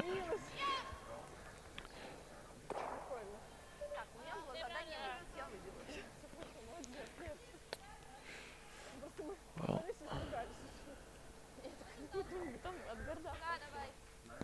yeah, she's just going to try and raise that rock with a back 8 weight.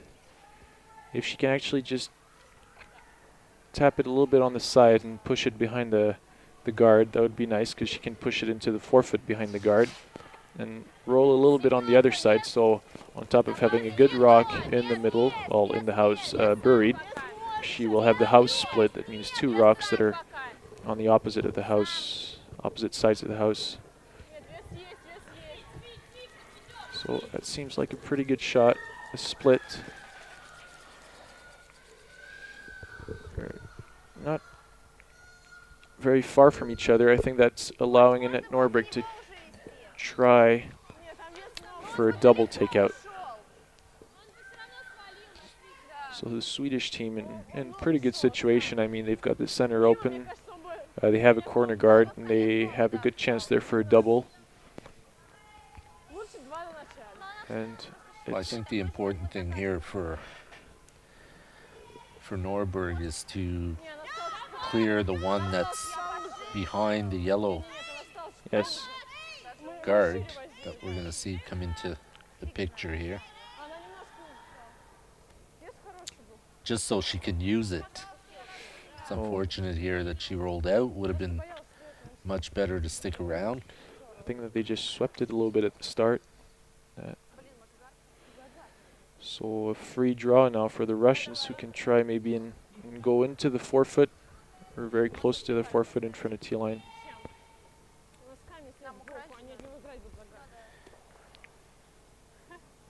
So Dan, for how long have you been coaching the team from Czech Republic? I started in August, Yes. late August, and first month was a bit of a feeler, just to figure out the players and kind of know who they are. And at this point, it's just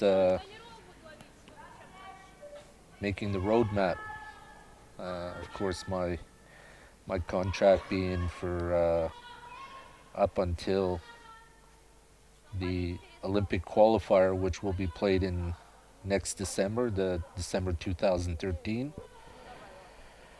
And should one of the teams or both teams qualify, then my contract extends to the Olympics in Russia.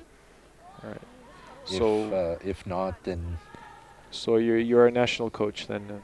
yes. Yes. So what's your role exactly? Do you select the teams and or the players, or do you just coach them? Well, basically, what the situation was when I arrived in the Czech Republic is the men's team was clearly identified. The team of Jiří Schnittel. Yes. He has been the national team now for as long as I can remember. Yeah, I think so. Me too. Yeah. But that being said, in this Olympic cycle, he had nobody to challenge. For there was no team that was going to challenge him for the spot. So he's been identified as a team that will go through to this coming Europeans and hopefully Worlds, and also the Olympic qualifier in December 2013. Yes. And what about the girls? So I think this is you're also coaching with Yes, the ex-junior team. the girls are a little bit different. The original plan was to have a challenge between two teams that have at least once represented the Czech Republic at the Worlds in the last, I think it's 3 years. And there was a bit of a problem there because the two teams that were there when I arrived were not the two teams that were at the Worlds either last year or the year before. The core of the teams were the same, but some of the players had changed.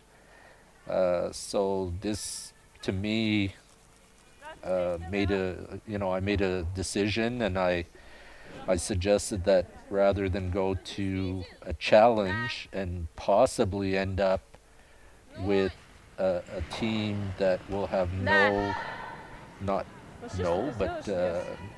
enough experience on the CCT tour or at the Worlds, that we would go ahead and combine the two and unfortunately some players will be left out, and life must go on. But you know, in this day and age, it's all about the Olympics and you know, staying at the Worlds, which is the only way you get to the Olympics. So to do that, you have to perform at the Europeans, and you know, you can't afford to send a team that's either ill prepared or you know, just not experienced enough at one position or even two. So you know, we've decided that we're gonna go ahead and combine the two. Unfortunately for this event, we had one of the players had her own team already in the event. Martina was already here with her team, and Anna Kubeskova and Teresa Pliskova are playing in Bern this weekend. So 3/4 of the team that will represent the Czech Republic were here, but would have been nice to have all of them. But there are other tournaments that where the team is going to be full. Yes, they're going to play in Stockholm, and they're also going to play in the one that I think is probably a little more important is Wetzikon here in Switzerland. That's going to be just before the Europeans, so you know that'll give them 2 tournaments plus you know a lot of practice at home, some training games, and we'll see what we can do. And what about the juniors? Do you also take care of it at the juniors or just the adult teams? The juniors is mostly left up to Karl Kubeska. He's going to take care of them. Of course, if he wants my help or my opinion on anything, then he usually asks. But I think right now I've got my hands full with the men and the women. So because the girls, the last World Junior Championships had a really nice result. They made the final, lost very closely to losing to Scotland. Yeah, actually Hannah Fleming's team who was playing this tournament. So that was a really good result for Czech Republic, their first international medal. Yeah. Which shows that actually they're a rising nation in curling. I think that from all the Eastern countries, with Russia, actually they are the most competitive new nations of curling. With a lot of good players, like you were saying with Jerry Sneetil's team, who's got a lot of experience now. And my understanding is one of the teams in the running for this this challenge that they were going to have next October 2013, would have probably involved this junior team that finished second at the Junior Worlds.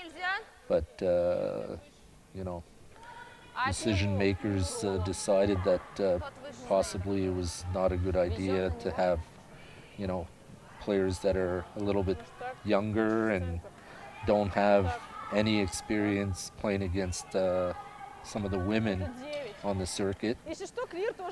We're seeing a little bit of it here today where, you know, maybe the nerves or the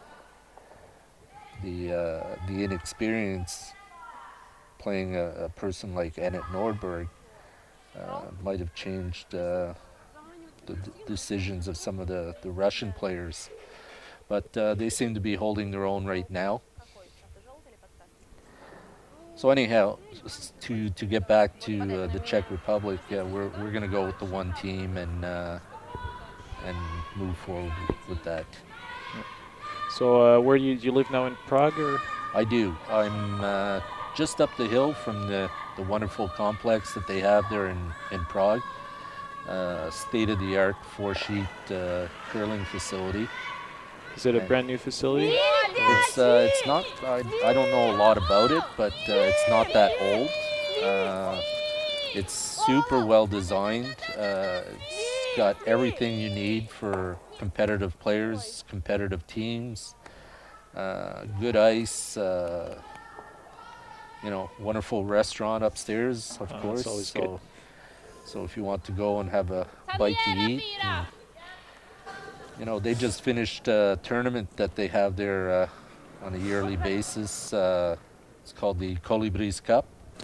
And I invite a lot of teams to to play in this tournament. I there heard are it some was a really good tournament to play. Well, it's fun also. You know, you can have some fun. You've got some teams that are in there, not of super high caliber, but a lot of them are. And you know, you're going to get your games in. You're going to get some good curling, and it's really not that expensive. Yeah. So for those people that are looking for a tournament, like, you know, early September and around there, mid-September, then, you know, that's a tournament that they should probably look at. So now we just see Annette Norberg scoring 2. So the first 2 of the game, which makes them go 1 up against the Russian girls. I was going to say earlier that the way this game is going, that score of 2 is probably going to be very big. So, well, we can see actually it's quite interesting to see that the Swedish team didn't start the game very well. They were missing quite a lot of shots, but now they're starting to be much more consistent than the Russians in general in their play, and they're, I think, morally taking the ascendant on the Russian team. And now with that score 2 kind of reflects probably that state of mind in the game.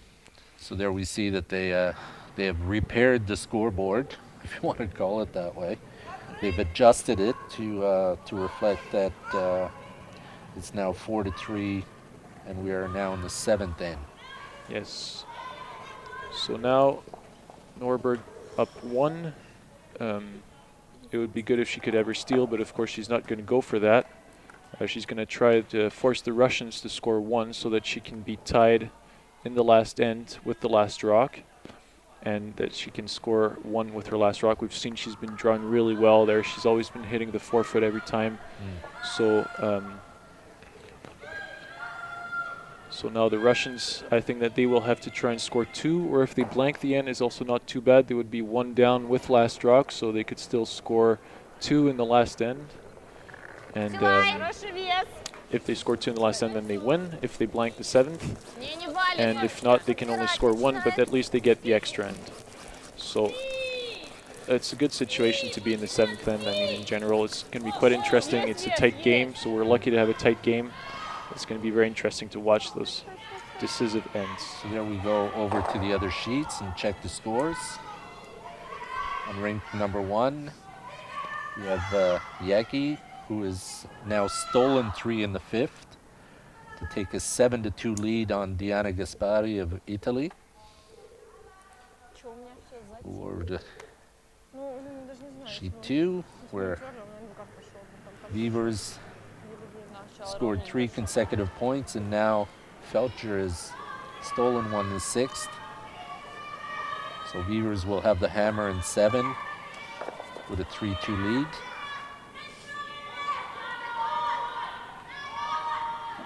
And sheet 3, that's our game. On 4, Zarkova. So finally, who's playing very well. I've been watching a lot of her games this weekend, and also she played in the Colibris Cup. She was one of the teams there. She actually won the women's section of it, so she's up 6-2 there. Yeah, and like we were saying before, I was saying before, the Hasselborg can hold a score pretty well. Well, I've been wrong in that one, because after that 2 in the first end, they didn't manage apparently to perform as well as they should have, or wanted to at least. We see that sheet 5 at the present moment is empty. And just to continue the update, as I said earlier, the game between Jacobi and Muirhead is over. Muirhead taking 10-0 win. And the game between Githmark of Norway and Malmi of Finland is tied at 3 in the 7th end. With Githmark with last rock in the 7th. Exactly. So some teams here have a little bit of work to do to get back in. And other games will be right down to the nitty-gritty probably down to the last rock.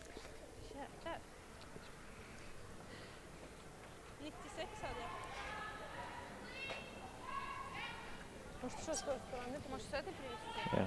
So we got another email from Fiona, who was asking to Dan if he always had such support, the same support than in the Czech Republic in the other countries he's worked in. So have you? I think you were in Italy before. Oh, yes, I was. A little bit of a political question there, I think. Давай с этой стороны. I don't know. I think I'm gonna like steer clear of that one for now. Joker? Yeah, a little bit.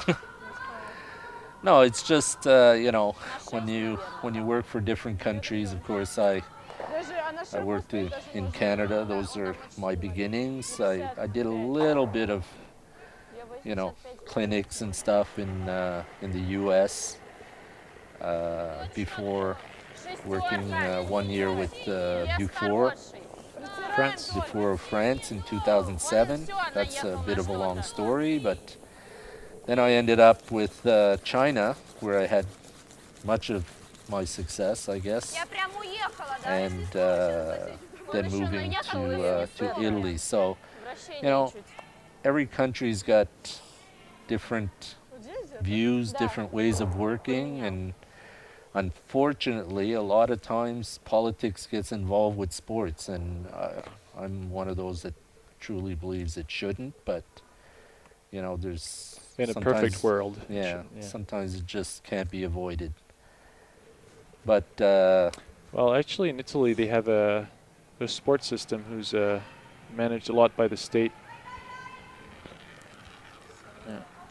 but one thing I had to get used to here in Europe, which is a little different from there, you see on the wall in the back as we pan the shot of the player there. All those crests that you see there are actually curling clubs that curl in this facility, as opposed to in Canada where you curl in a curling club. Yes. Everybody is member of this club. It's like this in here in Basel, where Yeah. there's more than 20 clubs, and in Bern also. For Mhm. example, in Geneva, where I come from, there's only one curling club for the rink. So it's more like in Canada, or so it is in. It's also like this in Lausanne or in Neuchâtel in the French part of Switzerland. So, you know, you belong to clubs in Italy, and I hear it's probably the same system in Spain. They have what they call societies. It's basically a club also, but a society can be, you know, we talk about Pinerolo Sporting Club, who has curling and, you know, a variety of other sports involved also. But I don't know, everybody's got a different opinion. My view, having grown up in the Canadian system, is that maybe it's detrimental to the sport, the growth of the sport, especially when it's a young sport in a certain country, to have societies involved where, I mean, it actually got to a point where if you were down a player and you wanted to go get somebody else, you actually had to ask the permission of the society, and they had to sign a release form for this player. And I'm like, well, you know, if you're making like $10 million a year as a player, that's one thing, but when you're not making anything, I find it hard to understand that, you know, somebody has rightful ownership of a player. Yeah, it's probably the sports system in Italy is very like the state intervenes a lot, so it's probably a lot of administrative paperwork that you can get. Usually in all the southern countries, that's how it works. Like Spain, Portugal, France, Italy. The state intervenes a lot. We call that interventionist systems, where even sometimes the sporting federations are public federations, as for example in Switzerland, Germany, North America, or northern countries, Great Britain, where actually the sport is only privately ruled. Mm-hmm. So just slowly. Thanks for that question, by the way. You notice I didn't really answer it, but Very political. yeah. Sometimes you have to be a diplomat. Yeah. So getting back to the game a little bit, we see that a lot of the game is now really centered around the center line. Yes. There's a lot of junk. The Russians rubbing off the guard once again. You could see before the despair on the second So they're space. actually trying to get in between those two yellows with enough force to come down, tap the red, so that the yellow moves a little bit. And I think that's just a case of trying to get more points than you really need. Norberg, as you can see with her tactics now, is just trying to. She doesn't matter if the Russians score one. And so if ever the Russians score one, that's good for her because she'll be tied with the last rock. So the Russians are a bit disappointed there. They had a few chances maybe to try and get a second shot in the middle, in the eighth, which they didn't manage to do. And now Annette is just asking for a guard. She just wants to, I don't know, stop everything to go from to the middle. You can see there's a lot of guards, a lot of rocks in play, but only one red shot. And that's, of course, what the Russians don't want. They want to score two, so at least they get a 1 point lead. Blanking the end will not be possible for them anymore now. So of course now everything's going to be centered about towards the eighth end. We are in the seventh, so if Annette can force them to take one, the game will be tied, but she will have the hammer in the last end. So good guard, right on the center line, right in front, blocking the way. And now the Russians, I really wonder how they can manage to get a second shot. Maybe they can get in between that yellow and red guard. You can see, well, it's on the right now. Maybe that they can manage to go through that port and get into the 4-foot. I really wonder. Maybe they can use one of those red rocks on the side, but for now that would maybe be the thing you'd leave yourself for the last shot. I think I could draw from the left here, between the port, between the yellow and the red. I think that's probably the only solution to get to the 4-foot. Yeah, it doesn't look like there's a lot of options there Not for very many anybody. options. Maybe they can try and peel, but if they peel, of course, then Annette is just going to throw another guard, so it's... Yeah, but the thing is, it's, you know, it's like I always mention, if you can double peel at this stage, by removing at least two of the stones, you have to think that they're only putting one back. Yeah. So if you can make a successful double peel here, then, you know, putting one stone back is one thing, but you can't cover everything after that. But I'm not really sure what they're looking at. I think they're looking at that draw you mentioned, the outturn draw.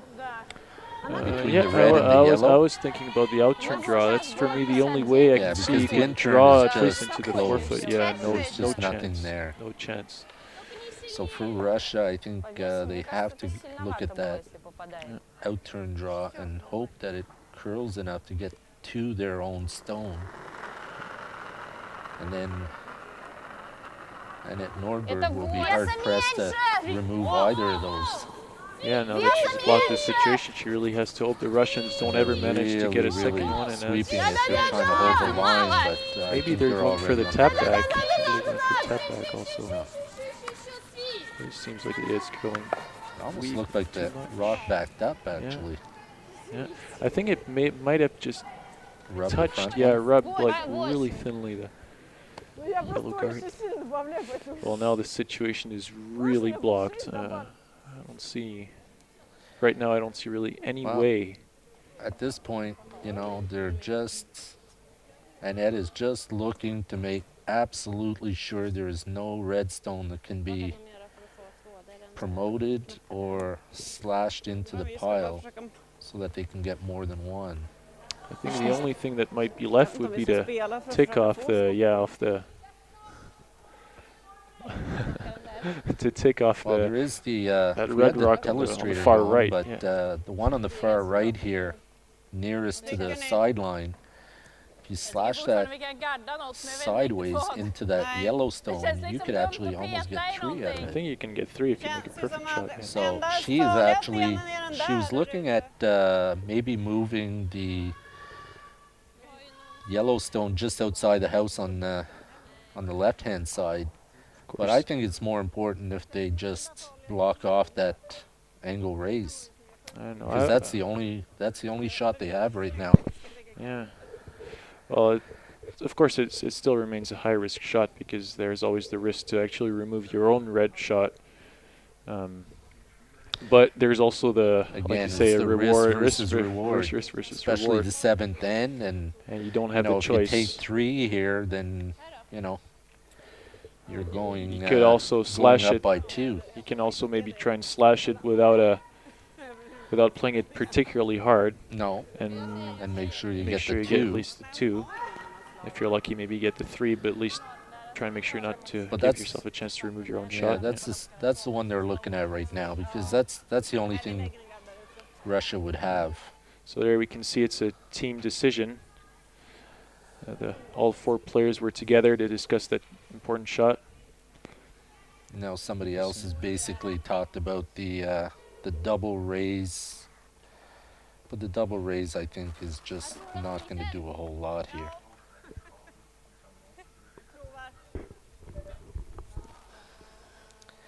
So with this ice, I'm not really sure if they're just playing a straight guard or an actual come around to block the line.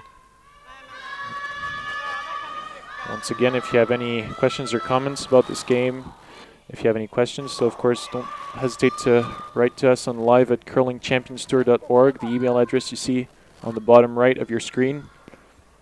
We'll be glad to answer them. Well, they're definitely throwing the out turn. Yep. Now it's just a question of, are they playing the straight guard? And it certainly looks that way, because they're just going to, as we say, plunk it over the hog line and just need to get it across. block off that angle raise. And at Norberg now really There has you her go. weight right. Yeah. After her first missed draw in the first end, then after the good draw in the second end she made, even though it was just not shot, probably due to a tiny bit too much sweeping. Now she really That's got all a her draws right. perfect guard. You see it there. It's just completely covering the rock that they would have used to at least get 3 out of it. Now, if Russia attempts anything, we know almost guaranteed that it won't be for more than 2. Maybe there's the triple run back, yellow, red, red. But That's there very again, complicated. I I am convinced that any shot they play now will only be for 2 max. Oh yeah.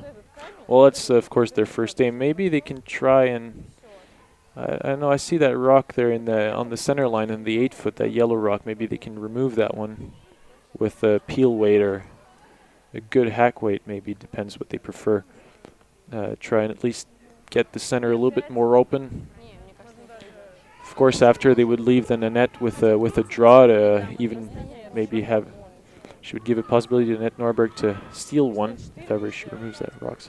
Very tricky situation.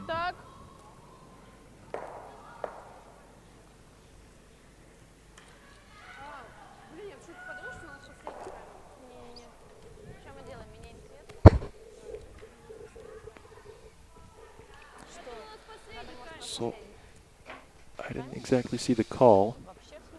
Seems like she wants to go with some backline weight maybe. Oh, she's coming back, not too convinced. There's not very many options, or at least no easy shots, and I don't really see how she can grab the shot with that throw. Well, the thing is, I'm not really convinced that they actually had a plan going into this, because they've now sort of played this in almost 3 different ways. So yeah, and they really have to be careful not to give Annette Norberg a chance to steal by opening a bit too much, by opening that yellow rock in the 8-foot. Well, they can afford to open the out-turn side. Yes. But not the in-turn. Yeah. think you're right on this And call. I think they're looking at making sure that A lot of discussion going on there. I think they're actually looking to see if they can call a timeout, but as we all know, the timeouts aren't available until the semis and the finals. So I think she's just peeling. Seems like it. Trying maybe to get the double peel. So this is risky. I don't know if she can. I don't know if there's a chance for her to get rid of her own red shot. It might be a risk. Yeah, I think so. There is a risk. Oh, there is a risk to get rid of the Not a big risk, but there is a risk. If she's lucky, she could also just get rid of the yellow. That would be really, really good. And then she'd be line 2 anyway. If she can also get the double peel on the yellow she's throwing at, plus not the yellow 100% convinced of this. Yeah. I don't think they are either. Yeah, I don't think either. It's like nobody knows what to call. Or let's see the result. Well, not very much. A lot of nothing. You just change the color. But at least it's a red rock they could use if ever. So at least that's there. So now Annette Norberg will be playing a guard on that one. Exactly.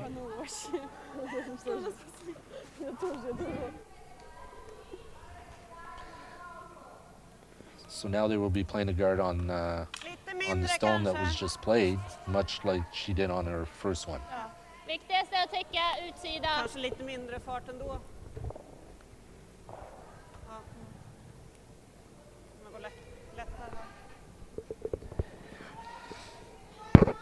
So Annette Norberg playing her last shot in the 7th end. A lot of experience, 47 years old, most of them as a high competitive curler.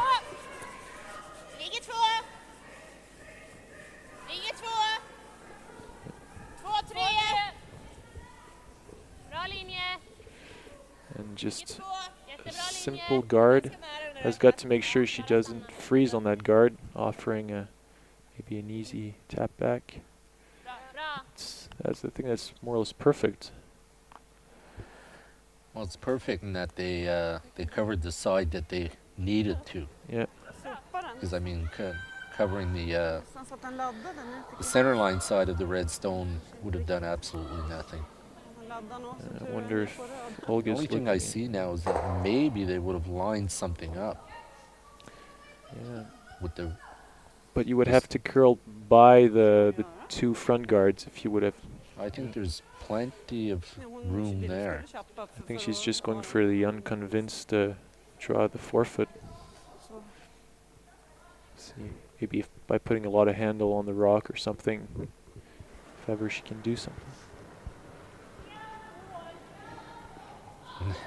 Yeah, they're not very convinced, I think. No. I wouldn't be if I were them too. I think the situation's a little tricky.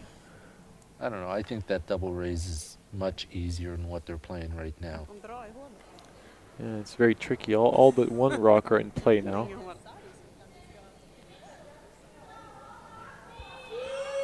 Yeah, I think it's going to curl too much. A lot of sweeping, yeah. So you can see there she had probably 3.5 rotations, and it just curled anyway. Anyway, 1 for Russia. That's better than getting 1 stolen on them. So they're tied without last rock. So everything's open in the last end. Mission accomplished for Annette Norberg. Yeah, who's been controlling the game. Tie game. Yeah. Who's been in control more of most ends since she came back into the game after that second steal of 1 in the 4th end.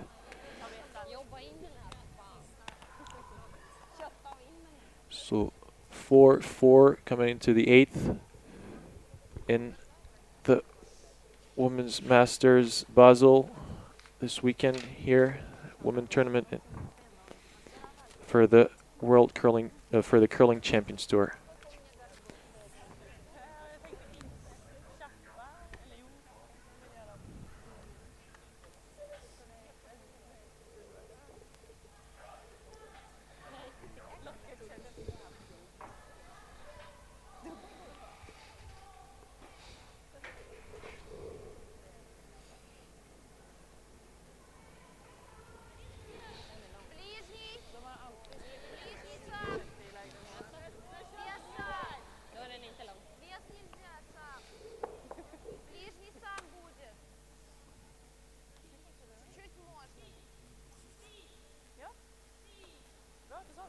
Yeah, and we have another question from Fiona, who's asking if there's no time limit. So you as a coach. In the preliminary stages, there is no time limit. Of course, timing often involves a lot of officiating, which also involves volunteers. So when they get down to the semis and the finals, there will be time clocks, and those will be run by organizing committee officials. So here there's no time limit. As they so bluntly put it in the rules for the players, is slow play is frowned upon, and they will be tapped on the shoulder if they are taking too long, because of course the draws here are back to back, and they just want to keep things rolling along, and they don't want anybody just backing up another draw. So to answer the question, no, only till the semis and the finals. So we saw classical opening in that kind of situation. The team that needs to steal, so the Russians, who don't have last draw and are tied, play a center guard, and the Swedes tried to play the tick shot. You know that there's the free guard zone rule. It means that any rock in front of the house, oh my goodness, any rock in front of the house cannot be removed before the fifth rock played. So it means the first rock of the second. So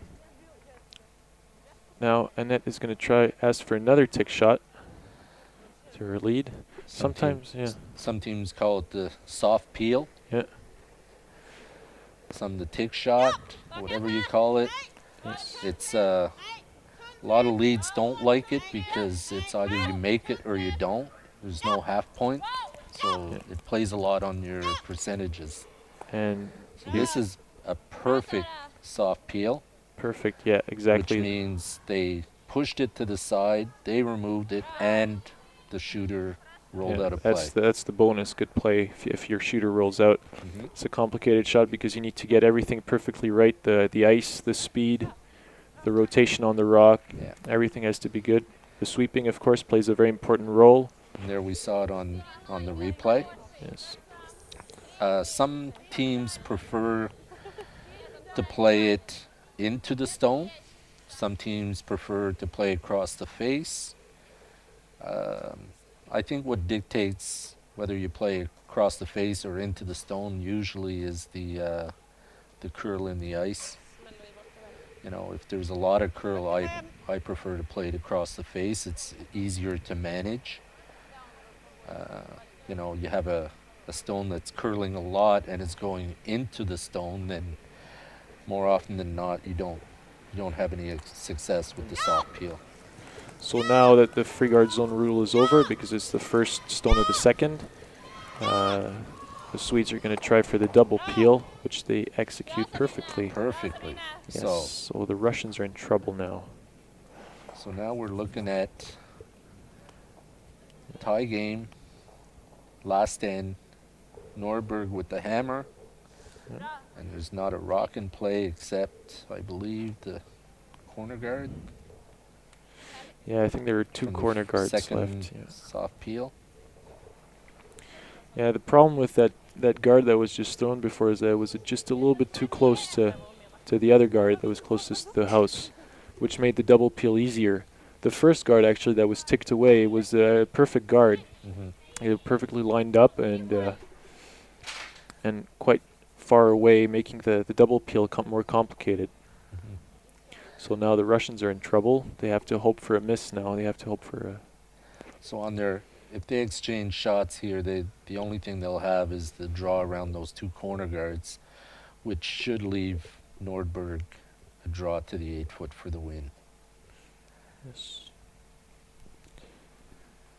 Now, getting back to your comment, that's why the position of the first guard that you throw, of course, it's always nice to have it on center line, but if you are going to play the two guards onto the center line, you got to make sure that the first one is near to the house, because if you put it in the 2 zone, then the second one really doesn't have any place to go. It's going to be somewhere near the first one, which allows the opponent fairly easy double peel. Yeah, for curlers, usually we divide the zone in front of the house in 3. So the first one, number 1, would be close to the hog line, the fat black line you can see just here on your screen.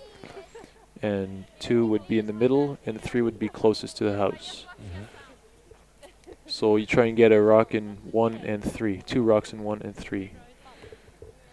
And the problem with the first one, because there's always a problem, if you get too close to the house on your first one, there's a strategy that's employed by some teams, but not all, is just to push, rather than just try to remove it from play or out of the house, push it into the house. And that way on your next shot, you can just remove it. Yes. So you're eliminating the free guard zone from that stone and allowing you to have one less rock to deal with in the end. So right now the Swedish girls are playing their peels very well, leaving no chance to the Russian to have a better situation than the one they have here. As they Remind you normally that they do, have to yeah. steal. If you want to steal at that level, you usually need to have center guards and a rock well buried in the forefoot. So you need at least 1 guard. I remind you that the loser is out of the tournament, so this is very important now. Of course, that good situation for the Swedes was set up by that beautiful double peel played by Sabina Kropp. And also partly with the tick shot that was played in by the lead of Sweden. Sarah Carlson. Sarah Carlson, exactly. So the other game downstairs, as we call it, ring 7, that is over. Malmi stealing 2 in the 7th, and they didn't finish the 8th. So Malmi moving on, and Githmark, I believe, is eliminated. I believe that was a C game. So 5-3. And as soon as we get a chance, maybe we can roll to the other sheets. There we go. No, that So was the our Russians sheet. are thinking to draw on their first shot already behind those corner guards.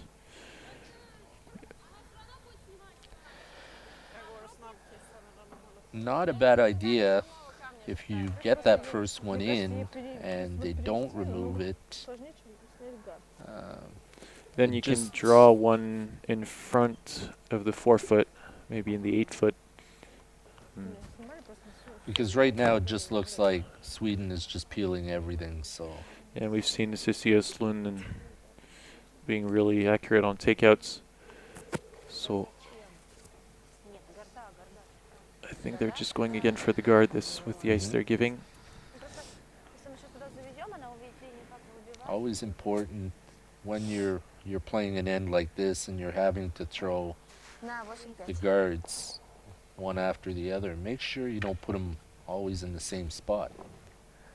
You know, you always see the teams putting it back in the same spot over and over again. It just allows for an easy peel from the opponent. Yeah, sometimes when the ice gets a little bit complicated, you also try and find the tricky spot on the ice. Here the ice seems really consistent, so anyway, it's hard to find a tricky spot, but it's true that if you just place it maybe on one side or the other of the center line, Or if you want to make them change curls, and make the opposition play a certain path with a certain turn, then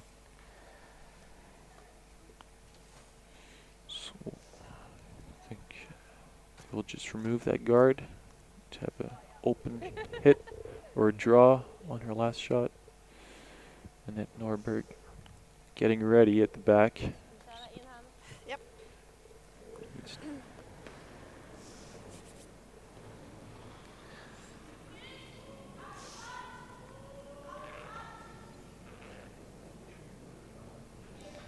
So Annette making her way down to throw her stone.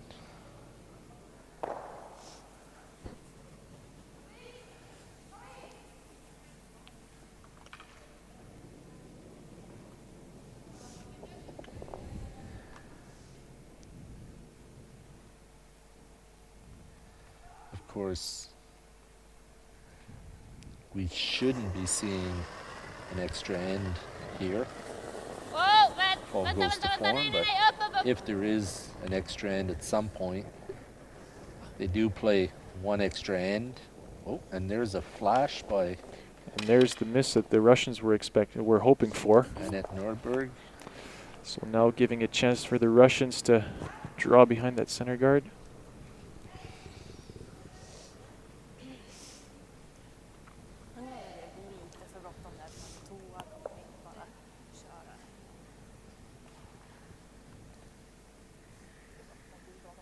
Vad sa du?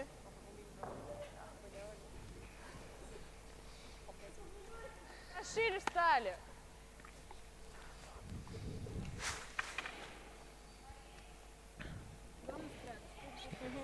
So we've had a question from Mr. Rites in Lexand, who was asking what was our opinion about a suitable width of a modern curling sheet, taking the modern big swing into consideration. So should you still be able to come around from the far outside without nosing the sideline? Well, the width of the sheet sometimes changes a bit. Sometimes it's a little bit, you've got more space between the sideline and the house.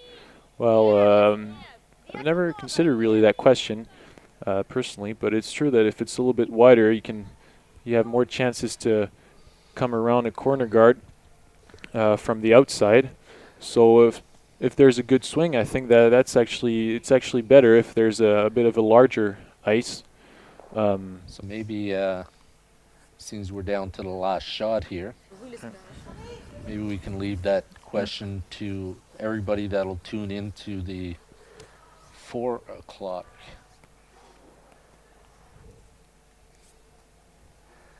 webcast, the Skins game. So maybe we'll get a professional comment on that. So now, the young Russian team did come around, unfortunately too deep, and actually came out the other side. So Annette Norberg, who's had her draw weight pretty well down since the third end, will actually have a little bit of backing here. And she's used to those kinds of shots. I really wonder how many she threw in her life, but that seems... This looks like it's really slow. short. They have to sweep it as hard as they can. And it Less looks touch. really short. But is it going to Yeah. make it? Is it? I mean, is. Sissy Oslin just ran out when it wasn't even halfway down the sheet, so... So this is a, well, Oh, strange win somehow, I'd say. But good wouldn't win. really say a shocker, Yeah, but yeah. you know, this is a shot that Norberg usually makes. So Yes, maybe it picked something or something happened. But it's very strange. Like we were saying against, if you're drawing on a shot, you must make sure you're not short. Of course, that was the last thing you wanted, is be short on that rock.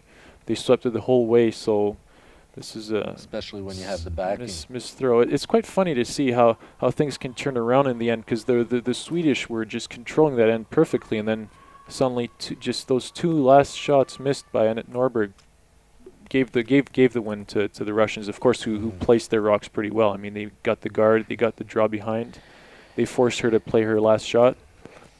Well, and what happens sometimes is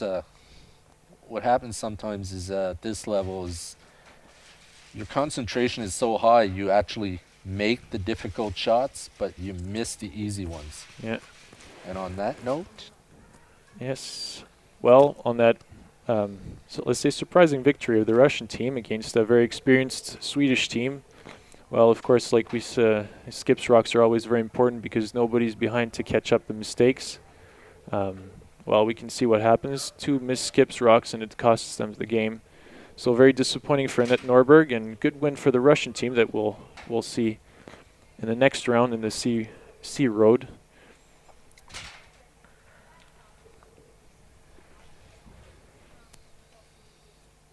So that was the game. It was Annette Norberg versus Gertova from Russia, who was actually skipped by Olga Zyablikova. And in the women's master in Basel this weekend in Arlesheim near Basel, women's tournament from the Curling Champions Tour. And I'm Roger Gulka, and I was commenting with Dan Raphael. It was a pleasure. Yes, it was.